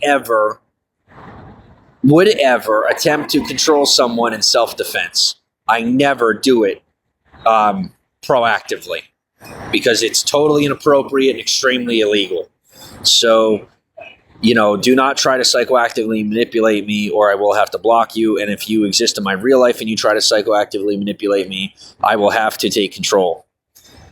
And I will only do so in self-defense, which is provable in court. And you will wake up wondering what happened yesterday, and I will have done nothing to you except get you to forget that I ever existed. And then when you see me again, you'll say, oh, where do I know that guy from? But you will never have met me, technically. So let's not play that game. Please and thank you.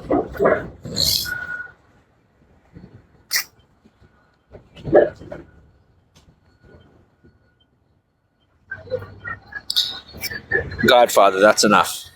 See, people like this I can't stand. I freaking hate people that take those skills and use them to take control of of people. I can't stand that. Like me, I don't. I genuinely do not use my psychoactive ability or anything that I learned with the government or with the agency or with people in society to control anyone. I don't do that. Sure, I was, I'm obviously, without even having to go to court, I was found innocent of that. But people that do that, I can't stand when people do that. I hate it. I absolutely hate it. I don't like it being done to me. I'm not okay with it being done to anyone that I associate with. If you are someone that's okay with it being done to you, I'd prefer not to associate with you. I just don't like it. I'm a freedom guy. I like freedom. I like my liberties. I like America. And I don't like the games.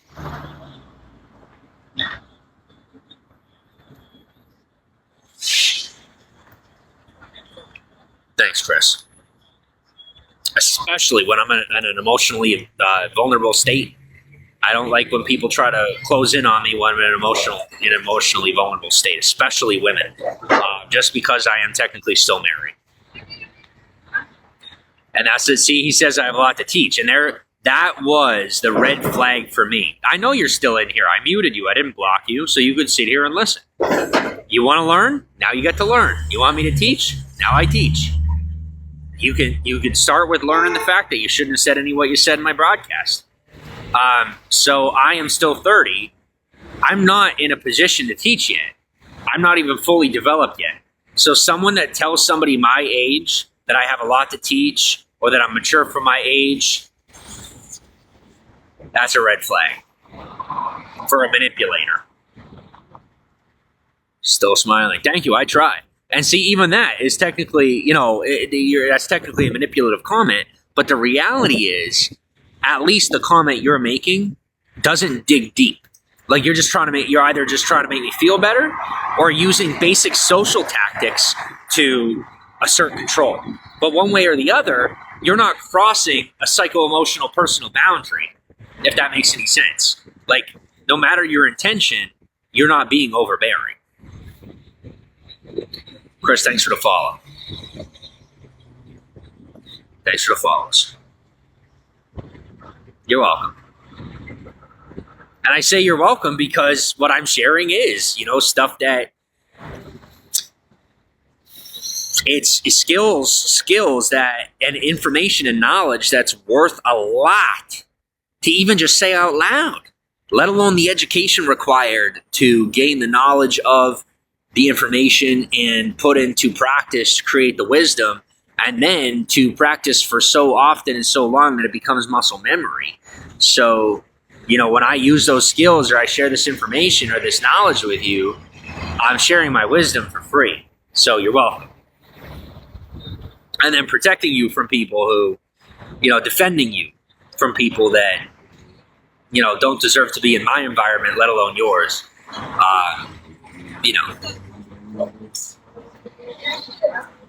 Thanks for the follows and the hearts. But on that note, I am going to hop up and take a walk because I have learned in my life when it's time to take a walk and when it's not. So when I push myself so hard that I'm lightheaded, it's time to take a walk. It's time to, to de-stress and decompress and relax a little bit. Now, what I used to do, if y'all remember, I used to live stream so often. I used to live stream 8, 10, 12, 15 hours a day. Sometimes I would live stream for over a day. Sometimes I'd live stream 3 days in a row, literally. And I talked so much, I would talk for I built up my lungs to the point where I was able to talk 8 to 10 hours straight in a row, if not more. Literally. Insanity is an understatement. Don't even ask me how I did it. I have no idea how I did it.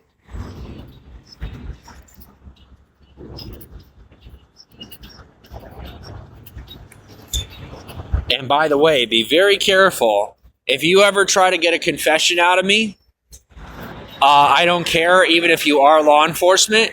If I do not have proof that you are law enforcement, I will lie to you. If you are trying to get a confession out of me, and I tell you to stop, and you refuse to stop trying to get a confession out of me, and you are not wearing a badge and are in uniform at that point in time, I will lie to you because you have not earned my truth. You do not deserve answers about my life. And thus, if you question me, you will not get the truth. It's called disinformation and misinformation. If I am not aware that you are an officer, I cannot be held liable for lying to you. That's a fact. That is the law, that you cannot hold me accountable if you are not in uniform and I am not aware of your active status. So example, if you claim to be a retired officer or you claim to be off duty and I have never seen proof that you are an officer, if you and I get into an altercation, it is illegal for you to charge me with the crime of assaulting an officer, and it is illegal for you to claim that I have lied to law enforcement because you don't have the proper documentation to prove that you have proven to me that you were an officer before the time or during the time of the altercation or the questioning that involved lies. I have every right as an American to lie to your face if I want to. And if you question me without proof that you're an officer, and I refuse and tell you to stop questioning me, I will lie to your face. And I'm informing you of that to be kind and to save you time in case you should ever try to invest hours and months, or say up to 2 years, into investigating me while claiming to either be an undercover officer or an off-duty officer or a retired officer. I am not held responsible and cannot be held responsible legally for anything that I've lied to you about because you never proved to me that you were an officer. I never saw a badge, never saw a badge number to look up, and that's the fact. Absolutely. I think that coming into the day and age where we're about to have our society run by a totalitarian president, we are going to have to be very careful and vigilant as citizens, and we have to look out for one another because we are, at least if you're a Californian, living in a police state to begin with. And we're about to be under the rule of a president who is a police promoting president. I like the police. No offense to anybody that doesn't. I actually do like the police because they personally challenge me every day and keep me sharp in a civilian environment on a level that would equal, what my, operational proficiency once was. They're very, very intelligent, very sharp, very capable, and I learn a lot from them. But that doesn't change the fact that I'm smart enough to realize that they're cops. I'm smart enough to pay attention and give the proper respects to them when they say to me, hey, I'm your friend, but remember, I'm a cop. Because they're reminding you, that their job is to do whatever it takes to get a conviction. So, like I said, I deal with cops, and I admit that. I'm competent enough to trust them on I'm also smart.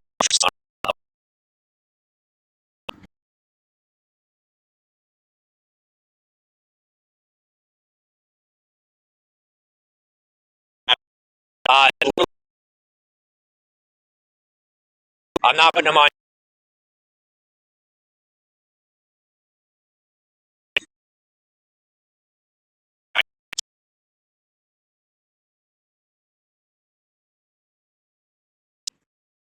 right now. Very, very cool.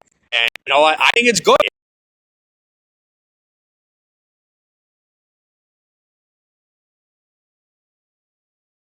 Some people get mad about it, or like the cops chased all the motorbike riders that didn't have their license plates. They chased them out of town. They do that in Philly, or at least they used to do that in Philly, where they used to what do you call it? They used to in Philly ride their motorbike.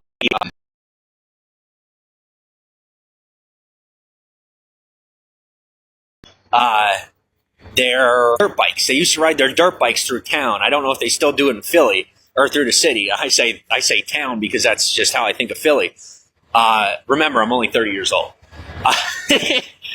Anyway, with that said, so they ride their motorcycles through town, but we also do have we don't really have that in Hollywood anymore because of the fact that the police chased them out of town, which I have to admit to you, I'm glad about, because it was cool to see them riding through town on their dirt bikes, but it was very, very unsafe for everybody. As far as the bicycles, seeing there's like 50 of them together or 30 of them together, and they're taking up the whole road.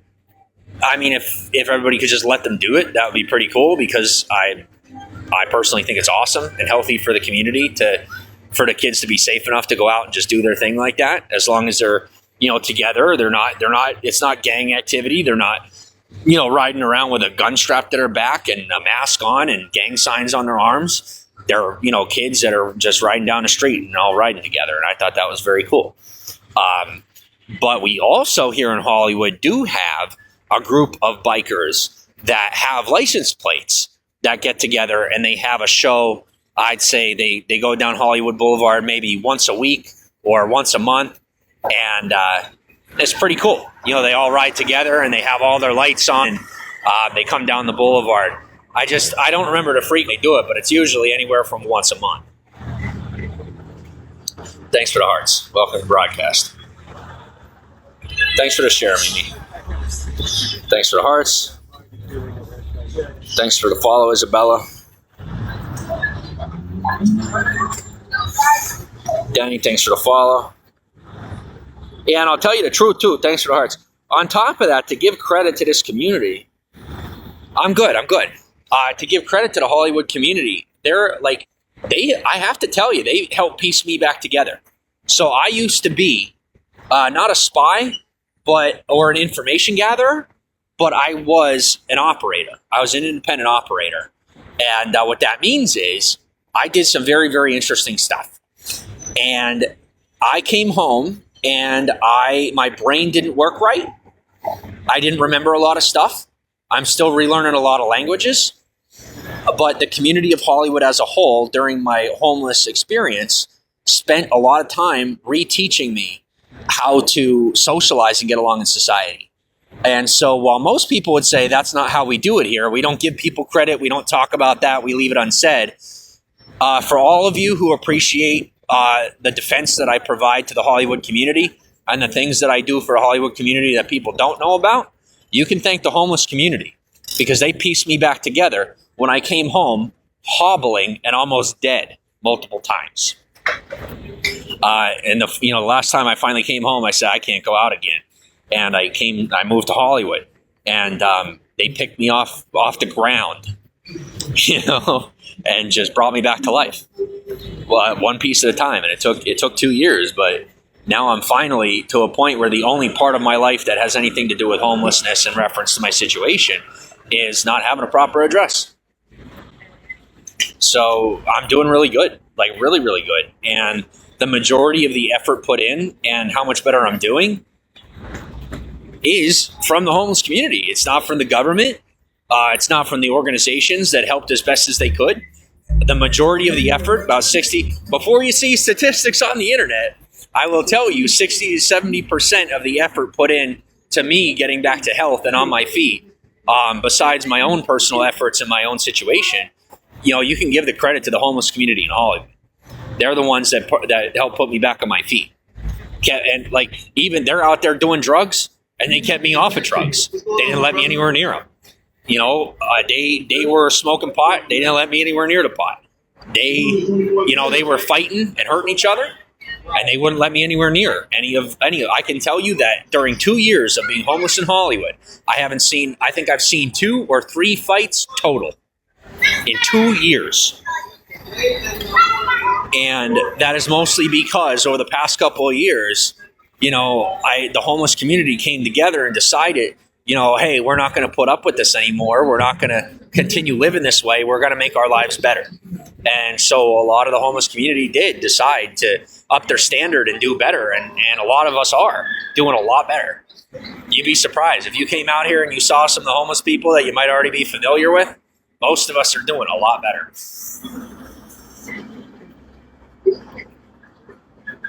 Thanks for the follow. Interesting. It is interesting. Jade, thanks for the follow. And it's because when you ask for people's help, usually they give you help. If you come to people with a humble attitude instead of pride, they usually help you. And so for me, when I came home to I came home and then I moved to Hollywood, I knew that I was out of my depth. I knew that operationally I was fully capable of dominating the situation, right? But it was like being out of order or being out of service. I was improperly decommissioned and totally incapable of social interaction. I was incapable of handling myself. I didn't really understand even how to talk to people at that point. I didn't remember how to, it was really difficult to reacclimate to society. And, a lot of people stepped in to help me to get healthier again and, to get healthy. And, I don't have any record of what happened to me. I don't have any proof. I don't have, not only do I not have anyone not to ask questions to, but I don't have anyone to sue. I don't have an enemy to blame. I don't have a friend to lean on about that, the whole experience of what I do remember. And, I don't have any proof of it having ever happened. So I don't talk about it to anybody at all because I don't feel they believe me anyway. And I don't feel like having to go through being marked, a crazy homeless guy. I don't want someone to call me, or have me diagnosed as someone who's clinically insane just because, me being homeless, it puts me at risk, far more at risk of being marked as someone who's clinically insane because, the statistical likelihood of someone being homeless or someone being clinically insane who's homeless is far higher than someone who isn't. So instead of putting myself in a position by talking about what had happened to me and what I went through, prior to 2021, I kind of just don't talk about it at all. Even my wife doesn't know. What had happened to me was during a short time where her and I were in separate spaces. We were together, but her and I were in 2 different places at that point in time. And I'll tell you, to this day, it's like I half regret never telling her that something happened because I was afraid she wasn't going to believe me. And I didn't want her freaking out. It was during a time when we weren't getting along and I was really afraid of her leaving me, to tell you the truth. So I didn't tell her what happened. And I didn't even tell law enforcement. I literally didn't tell anybody what happened. I didn't tell any of my friends. I didn't tell any of my constituents or my business partners. I didn't tell anybody. And to this day, I still have not told anybody, and I will take it to my grave. But something happened to me that caused me to lose my memory. And I don't know if I just was in a car crash or something happened and I think something else happened, or what my brain remembers actually happened, right? I don't know if what I think I remember happened or if I think something happened that didn't. And all that happened was that I got in a car crash or something. So it happens to people where you get in a car crash and you have a psychedelic experience while you're passed out, And so for me, what happened was something that wouldn't be real. So like I would imagine that it was just something that wasn't real, because it also happened when I got in a car crash. It was like it was literally like a month and a half after getting in a car crash. So I figure it was probably just some sort of repressed trauma, like one night I passed out, and I just, whatever I went through during that car crash finally hit me, right? Like it finally registered in my brain or something, and the trauma kicked in. And so I had some sort of really crazy dream. And I woke up somewhere else, and I wasn't with my wife. And then we reconnected, and I'll tell you the truth, she thought that I was like sleeping with another person. She thought I was sleeping with somebody else. Ever since that point, ever since I woke up somewhere else, she thought I was sleeping with, well, honestly, she thought I was sleeping with a man. And I was like, listen, before recently, I was like, I was like against anybody that wasn't straight. Like I hated homosexuality. I hated any type, if what your identity is, or your anything. If you weren't, like, in my book, before 2021, in my book, if you weren't straight, I hated your fucking guts. I live in California now, so as you can imagine, I have a slightly healthier perspective than I once had. And if you weren't straight and white, I pretty much just wanted you dead. And then I had a near-death experience, and ironically, I lost God instead of finding him, which is usually the opposite, right? When you become a good person, it's when you find God. But, when I didn't die, I was like, well, God must hate me, so he's probably not real, because God wouldn't hate me and keep me alive like this. So, I had a near-death experience, and now I'm a very accepting person. But my wife doesn't really agree with, my view. Maybe she does. Maybe she's changed since I've last seen her. But there's a possibility that she hasn't. So I always account for that. But I'm much more mature than I was last time I saw her. So whatever happened, I don't talk about it ever, and hopefully I'm all right. But I never will either talk with anybody about it. Not just out of embarrassment, but just like who I had spoken with during this experience that may or may not have happened told me that the experience was so important and so imperative to maintain discretion about, that I was told by someone, I suppose, in this dream or whatever it was, if it really happened, I don't know. To this day, I don't know. That I can't tell anybody ever for the rest of my life, or that it would cost me my life if I ever told anybody. And I don't know why I take that seriously. I don't know why, to this day, I take the word of, a voice that I heard in what may have just been a dream during an experience I had after a car crash.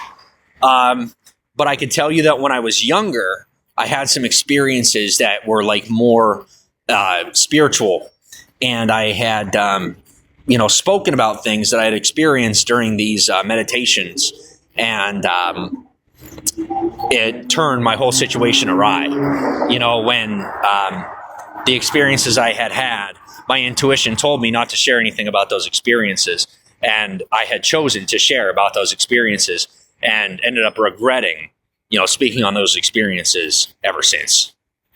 So this time around, with something that may or may not have happened to me, I try not to talk about it ever, And that has behooved me, and I've learned how to keep my mouth shut, ironically, because of my ability to not speak on something that may or may not have happened. And now I have a whole bunch of experiences in my life where I meet people that I technically never met. I do things that I technically never did. And what I mean by that is I now get to be involved in some of the most deep, dark, and, private experiences that exist in Hollywood. More private than the people who are private in the city. Like, I do stuff with people that even the most private people in the city don't know about. That they don't even know that there are people that only the homeless people know. And no matter how much you question the homeless, no matter how much you bother them, they will never tell you. They won't. No matter what you do to them, you will never get that information out of them. And I know that for a fact. I've been bothered myself by some people saying, oh, you got to tell us, you got to do this, you got to do that. These are people that when I tell you they are untraceable, I don't know how they do it, but they are untraceable. It's absolutely amazing. They show up when you want them, when they want you to find them is when they show up. And it's like in a movie. It really is like in a movie where you don't even know they're there until you want them, until they know that you need their help, or vice versa if they need yours. If you're lucky enough to need theirs, then they show up. But I feel like I'm talking out my butt or talking crazy, but I'm telling you the truth. There's a lot of really cool people around here that most people don't know about, and I love this city. I have a lot of fun in this city. And I kind of had to choose between the people that run things and the people that really run things. And I chose myself, as usual. And so now I get to kind of be associated, or at least, close to everyone in one way or another. Just in different, alternate capacities based on, what part of society I'm operating in at whatever point in time. So as of right now, I'm kind of just in my own world, minding my own business. And what I really like about that, just doing my own thing, is I get to see everybody and everything. I don't obviously catch and see everything all at once. But I am very good at individualizing my personal experience in society and drawing into myself and, kind of mentally pushing out every person that's in my environment from being a part of my experience. And so from that observatory perspective that most people don't have the ability to maintain, I see society in an observatory fashion in a way that most people never do. So I learn things about people that oftentimes they don't even know about themselves. And it's pretty cool. And there's only two types of people that are able to do that. People that are obsessed with themselves and people that are totally empty of themselves in that experience. And now the people that are full of themselves during that experience, what they see is a version of what's around them that is manipulated by their viewpoint of themselves and their opinion of themselves. And then the people that have the ability to remove themselves from their interior ego during that observatory experience, those are the people that truly have an open viewpoint on what they're seeing, that truly have an unbiased opinion about what they see. I'm not going to claim to be one or the other, but you can go ahead and surmise for yourself. Okay, let me hear your answer. Choices. Okay. Did you choose the day you were born? Did you choose the parents you got to be born to? Okay. Did you choose your gender or your height or your hair color? So you didn't have your choice. Thanks for the hearts. Thanks for the follows. Okay. Thanks for the gifts. No, I am straight. Do I get greased up offline? Like, do I put grease in my hair, or what do you mean? Do I eat greasy foods? That's the only type of greased up I know of. Well, I guess there's two other kinds. If you fix cars, or, if you fix vehicles, or I can't think of anything else. Fixing vehicles, eating greasy food, or putting grease in your hair. Those are the only three types of greasy I know of, or that I could think of. And I'm not lying to you. I'm actually, in that way, there's a potential that I may be naive, that I don't know of any other way but those three. But those are the three that I'm aware of. Homeless community deserves much more. Thank you, Rocky. Yes, we do. Oh, that's enough. That's not even a mute. That's a straight block. Sorry, bud. Please leave your ticket at the door. Thank you. That's something I'll do when I do have shows. If someone disrespects me during my show and they have to be escorted out the building, which I assume is going to happen, just because of some of the stuff I say, I am going to make them give up their ticket. If you come to my show and you disrespect me during the show and you have to be removed, we're going to take your ticket off of you. You're not allowed to take it home with you. Any memorabilia that you buy, anything that you get, you'll get a full refund. But you're not taking anything that came from me home with you if you get kicked out of the show.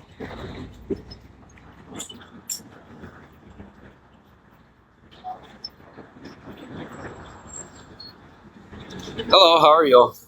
Thanks for the candy. Thanks for the star and the goblin. Thanks for the heart and glow sticks. Thank you. Where am I going? Honestly, I'm just walking around live streaming. Based on, human psychology. When you're walking around and looks like you're doing something, it's enough to keep people interested. And I don't have anything else to do today but live stream. Today's kind of a day off. So I'm just walking around. I have money. I just don't want to spend it. No point in spending it today. And I'll tell you, especially on Hollywood Boulevard, it does not take much to spend money. Pretty much every building from La Brea down to Gower is a building you could spend money in. So, it takes a lot of discipline, but being broke is not an option. And I know that pain, so it's very easy to save the money. Oh, now I'm just having fun with it. Because when you get to a certain point where you're like around in society and it's like walking around and stuff, you kind of like get on a social cue with people to the point where you're just saying things in a way where they're like, you got to be like people think you're talking about them. People think you're referring to them, and you're literally just saying random stuff. Like, so me personally, I'm literally just saying random stuff to you, but I am on such a vibe with the social, like with the movement of people, that I am saying things that sound like I'm talking about people, but I'm genuinely just thinking about myself. Like, I'm not actually going out of my way to like either impress people, piss them off, or even talk about them. So if I'm saying things that sound like I'm doing that, I really am on like a celestial vibe where I'm not intentionally mentioning anyone.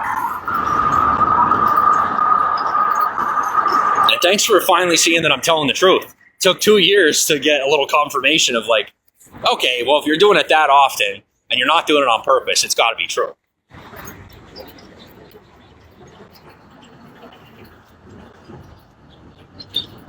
Was my car crash recent? No, it was a couple years ago. Well, it depends on which one. Admittedly, I've been in a few. There's been a lot of corrupt people within the government that have made like the personal decision to say that I'll start driving again when they want me to. I don't have a DUI. I don't have a felony. I don't have anything that could prevent me from having a driver's license, minus people who are being overprotective, who need to go back to minding their own business, stopping me from getting a driver's license and driving. They're afraid of two things. They're afraid of me crashing another car, and they're afraid of me leaving the country in said car. And third, they're afraid of losing track of me because I'm very good at losing a tail. And they thought, oh, we'll get him out of a car. He can't lose a tail. Guys, I can lose a tail on Hollywood Boulevard. Okay, so, and I only learned to do that because they kind of forced me, and they being just corrupt people within the establishment who had a little more to do with my life than they should have. They're like, okay, we take his driver's license off of him. We can't get, there's no way he's going to get away from us. And I can disappear right under their nose. Like we're in Walmart. And let's say I was a 6-year-old in Walmart. I could disappear as easy as a 6-year-old in Walmart from my parents or from your parents. I could disappear on Hollywood Boulevard from law enforcement. So, point proven, trust built, hopefully, that I'm not going to run away, even though I could.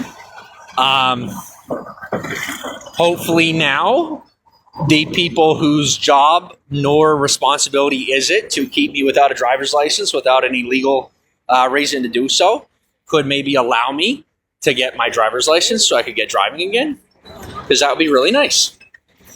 I miss driving a lot. I was really good at it too.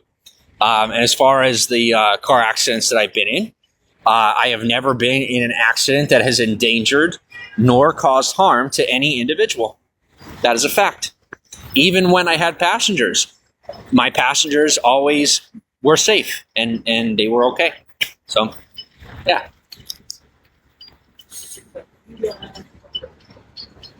I really miss driving. Thanks for the hearts.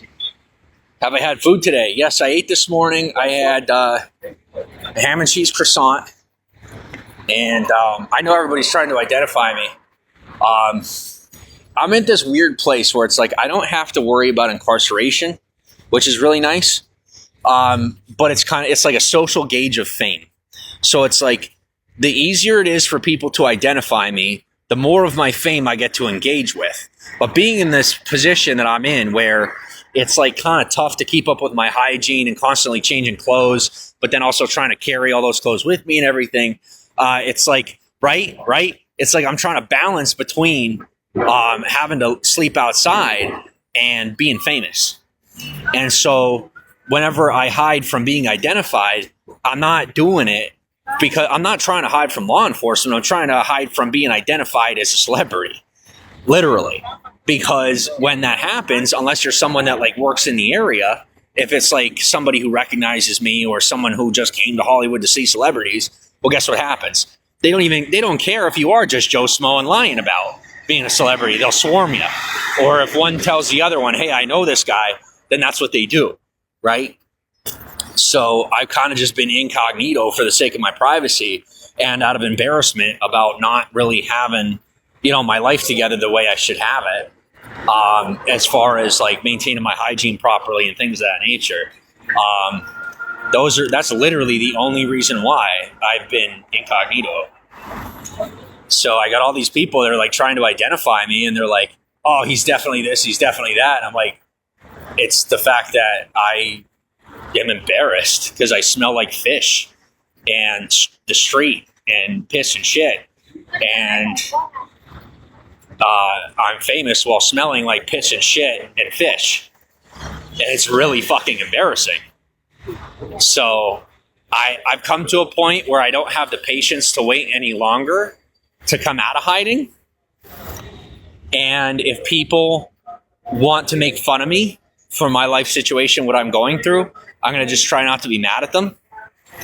I'm going to try not to let it upset me when, let's say it's like, now I know, here's the thing. TMZ was once cruel enough to do that, but TMZ is no longer as cruel as they used to be. So I don't have to worry about them coming down on me, I don't think, anyway. But like, basic tabloids or random people like that. I'm safe on Hollywood Boulevard just because of the law and thanks to the Hollywood Partnership. But like I've already had people take me to like West Hollywood and places where they don't have like a public street security team. And dude, the paparazzi is bad. Like they're bad, dude. They don't care. Like I didn't know how bad it used to be even here. We're really lucky that we have the amount of security on the boulevard that we do. Because if it weren't for all the security we have, then, it wouldn't be safe to come onto the boulevard and just, trying to enjoy yourself, So, but like I've tried going to West Hollywood, and the only time I'm able to go to West Hollywood, and this is between us, and I don't really talk about this, so I'm not making it up and telling you the truth. The only time I have ever been able to go to West Hollywood without being swarmed is when I have private security with me, private undercover security. And I literally have to go with people that are known in the community for like decades as people that you do not mess with. That's the only way I've ever been safe to like leave Hollywood. And that is my secret reason as to why I feel disastrously uncomfortable and afraid to leave Hollywood. Convenient, but also true.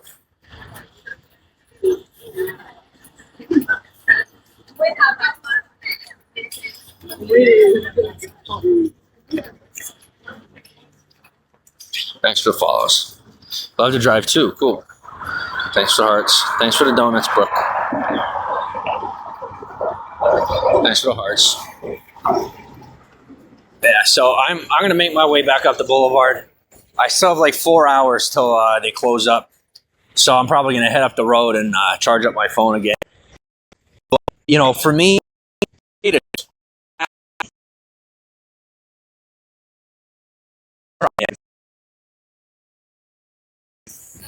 it's just because of my social status. It's very difficult for me to have any type of privacy.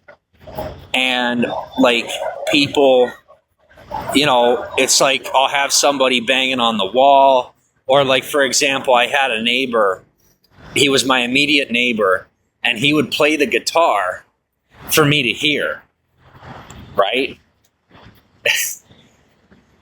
And as nice as that is, right, as endearing as that is of a compliment, you know, to say, okay, well, he wants me to hear how he plays and maybe give my opinion, or, you know, maybe do a little collab, that's cool.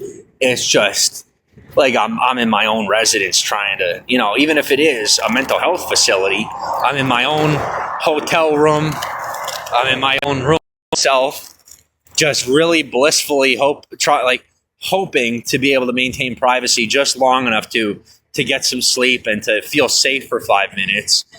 And then, you know, I got somebody playing the guitar next to me. I got somebody on the other end having their dog barking, you know, getting their dog to bark. And then somebody knocking on my window, like trying to get me to buy stuff off of them. Or then I go out back to try and have a smoke break, and it's like impossible to be alone. But let me put it to you this way. I'm really glad that my experience went the way that it did. I had a lot of fun with the people that I was there with. I'm very thankful for every single person that I met and the relationships that I built. I miss them. I didn't tell them I was leaving because I was afraid of being followed. But I am hoping to get a second chance. I'm hoping that this can give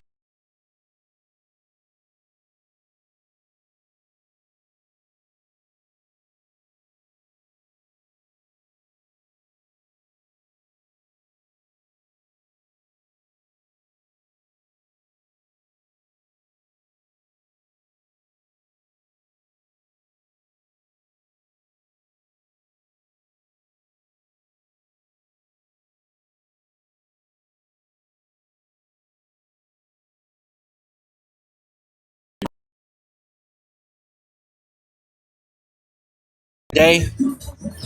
Listen, there aren't a lot of places left in this country where community exists. There aren't a lot of places left in this country where when something goes down, people rally together instead of separate. This is one of the places left in the country, the beautiful places, where everybody will act like they can't stand each other, but if something were to go down, we stick together. And it's just really rare nowadays, so, you know, gotta defend. It's the right thing to do. And so I try to do the same, you know, and that's another thing. I don't want to leave Hollywood, right? Like, I'm here. This community is mine as much as it is yours. I love this place. This is my home, right? This isn't like there was a day when Hollywood Boulevard was a travel destination. There was a time for me when Hollywood was a tourist destination. And then I came here without an ability to leave. And it became home. And now I don't want to leave. So even when they offer me somewhere to live outside of Hollywood, I don't want to take it because I love Hollywood. And I want to stay here. I want to defend Hollywood. I want to be a part of this community. I want to continue being a part of this community. You know? So we'll see what happens, but hopefully I just find a place here in the area. Thanks for the hearts. Thanks for the 20 beans there, Daniel. Excuse me. Thanks for the bean there, Saroka. Thank you, Brooke. Yeah, I'm doing pretty good. Advanced to level 3. Very cool. Thank you. Yeah, so for me, you know, things are good. I'm just like, it's difficult because people don't understand that celebrity status in America is measured differently than it is anywhere else in the world. So in America, you can be a celebrity and make everybody move out of the way.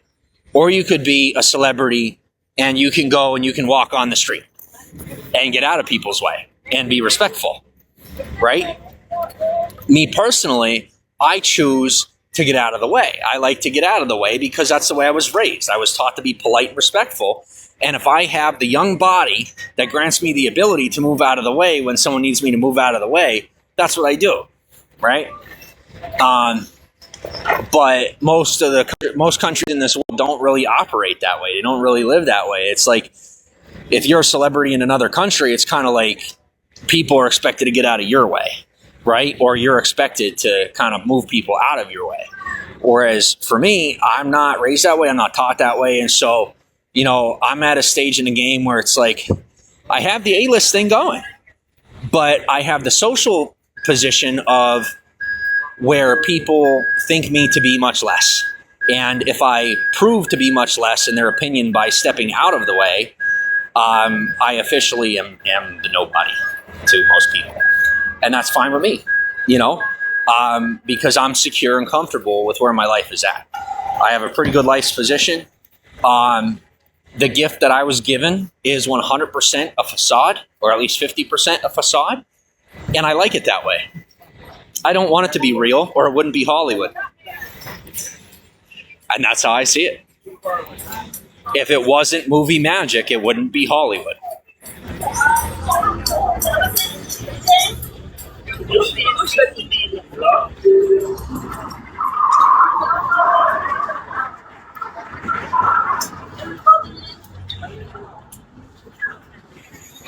Yeah, I want you to be aware that I am intentionally stepping right into a situation that would otherwise be considered a setup. But I'm doing it to prove that I'm not actually being set up. There's another person being set up. But if you guys want me to catch the guy that actually did it, you got to drop the setup thing. Like this time I don't need the reversal. You kind of just like, see, I just got it. It's done. Identified. We good? All right. Yeah, I just did it. It would have taken 13 months. I just did it in 15 seconds. I'm not kidding. Let's move on. Can I get some beans? Did I earn any internet beans today? Can we feed my dino?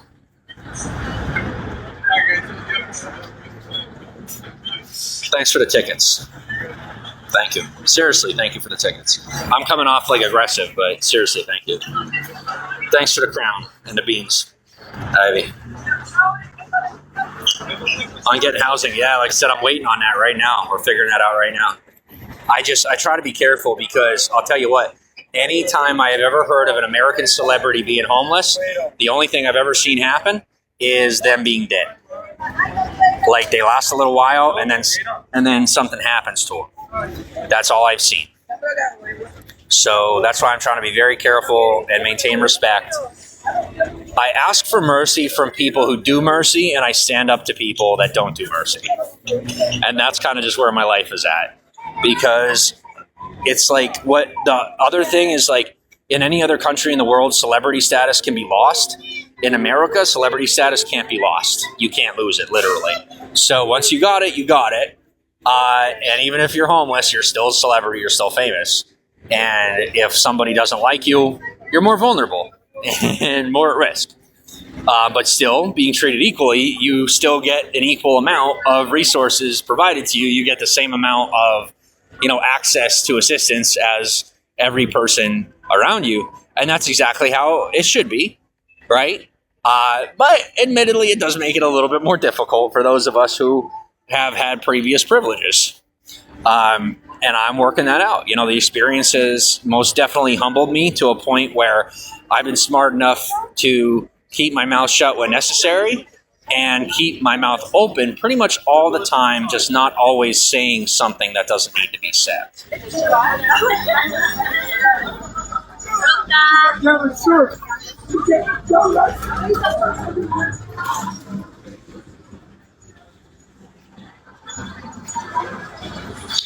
Thanks for the follows.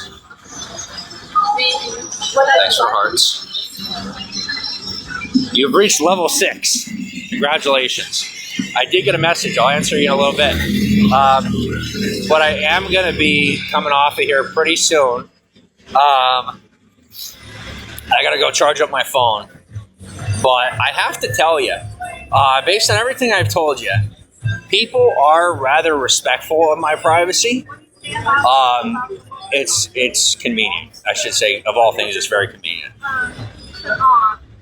Yeah, so a guy tells me I'm no longer being set up. No, I'm not being set up because I identified your target for you. You're welcome. Target meaning perp, like criminal. But they got him last year and they let him go. So they're going to nab him again. Obvious reasons. Robert, thanks for the follow. I'm not a cop or anything. It's just sometimes they're trying to pick up somebody they can't find who's like me personally, the only time I help the cops is when they're after somebody that's like really bad. Like, oh, excuse me. Like serial killer, rapist, child molester, like one that like. And when it comes to the really heavy stuff, if you don't have proof, I ain't going for it. So like, I'm not stupid. Like the only times I've ever helped the cops is when they have proven to me without a shadow of a doubt, without any outside opinion, that the person they're pursuing is guilty. If they don't already know that the person they're pursuing is definitely guilty of what they're claiming, I don't help. But if they are guilty and they've proven it to me, then I do it. And I hunt them. God's honest truth, I hunt them down like an animal. No mercy. No, what do you call it? I just, and if I haven't been asked, then I don't do it because I'm not a cop. So if I'm walking right behind somebody who has done some of the most disgusting and vile things on the planet, it's none of my business because the cops didn't ask me to do anything about it. I'm not Superman. I'm not a narcissist. I don't have a psychotic superhero complex.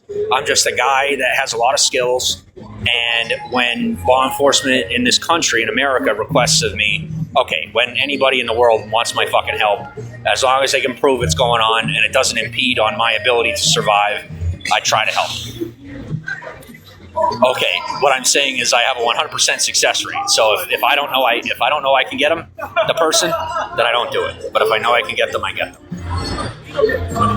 But it's just becoming more and more difficult to do what I do as my social attention level gets higher. And at this point in my life, with wanting to maintain fame as a potential monetary source, you like monetizing, creating an income out of my name and out of my likeness, anonymity becomes more difficult. And so the typeset of people that I pursue has shifted. And I've come into a situation where now I essentially have to utilize my namesake and utilize my social attention to catch the person. Because otherwise, my income starts to fall off.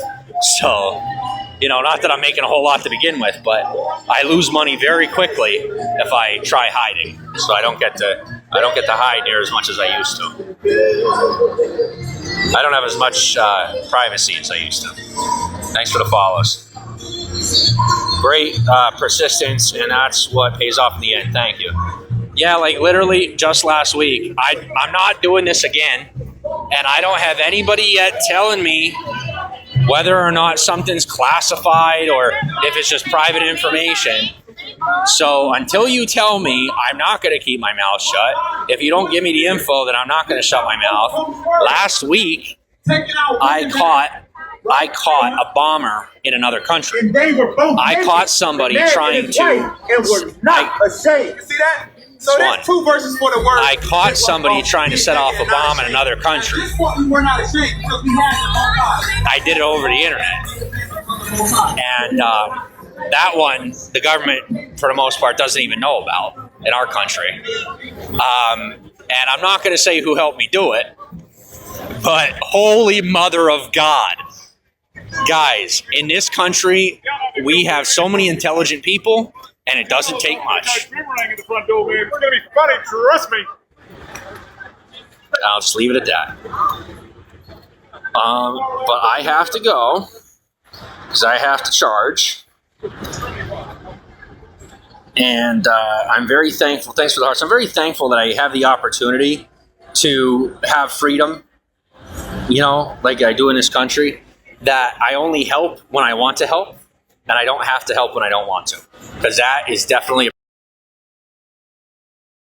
I don't have. But I'm most effective when I'm not being pushed.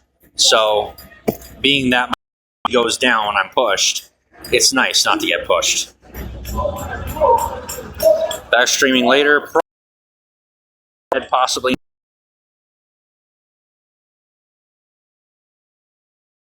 happens. Thanks for sharing the live stream. Have a good night. Peace. Jimmy, thanks for the follow. Taylor's, thanks for the follow. I thank you. But even if that is, let's say that's really her, I ain't gonna say, because it's not that we're not there. It's just that I may or may not be in the middle of something, and I don't find out till I sit down and plug my phone in. So just in case I'm in the middle of something I don't know about yet, I'm gonna go plug my phone in. I'll talk to you soon. Thanks for feeding my dino. And I'll stand here and wait till we're done with the thank yous. That's always a good thing, especially considering we got a couple of beans tonight. Thanks for the hearts.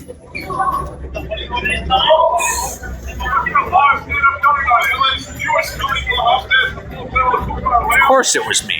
Who else would it have been? Thanks for the beans.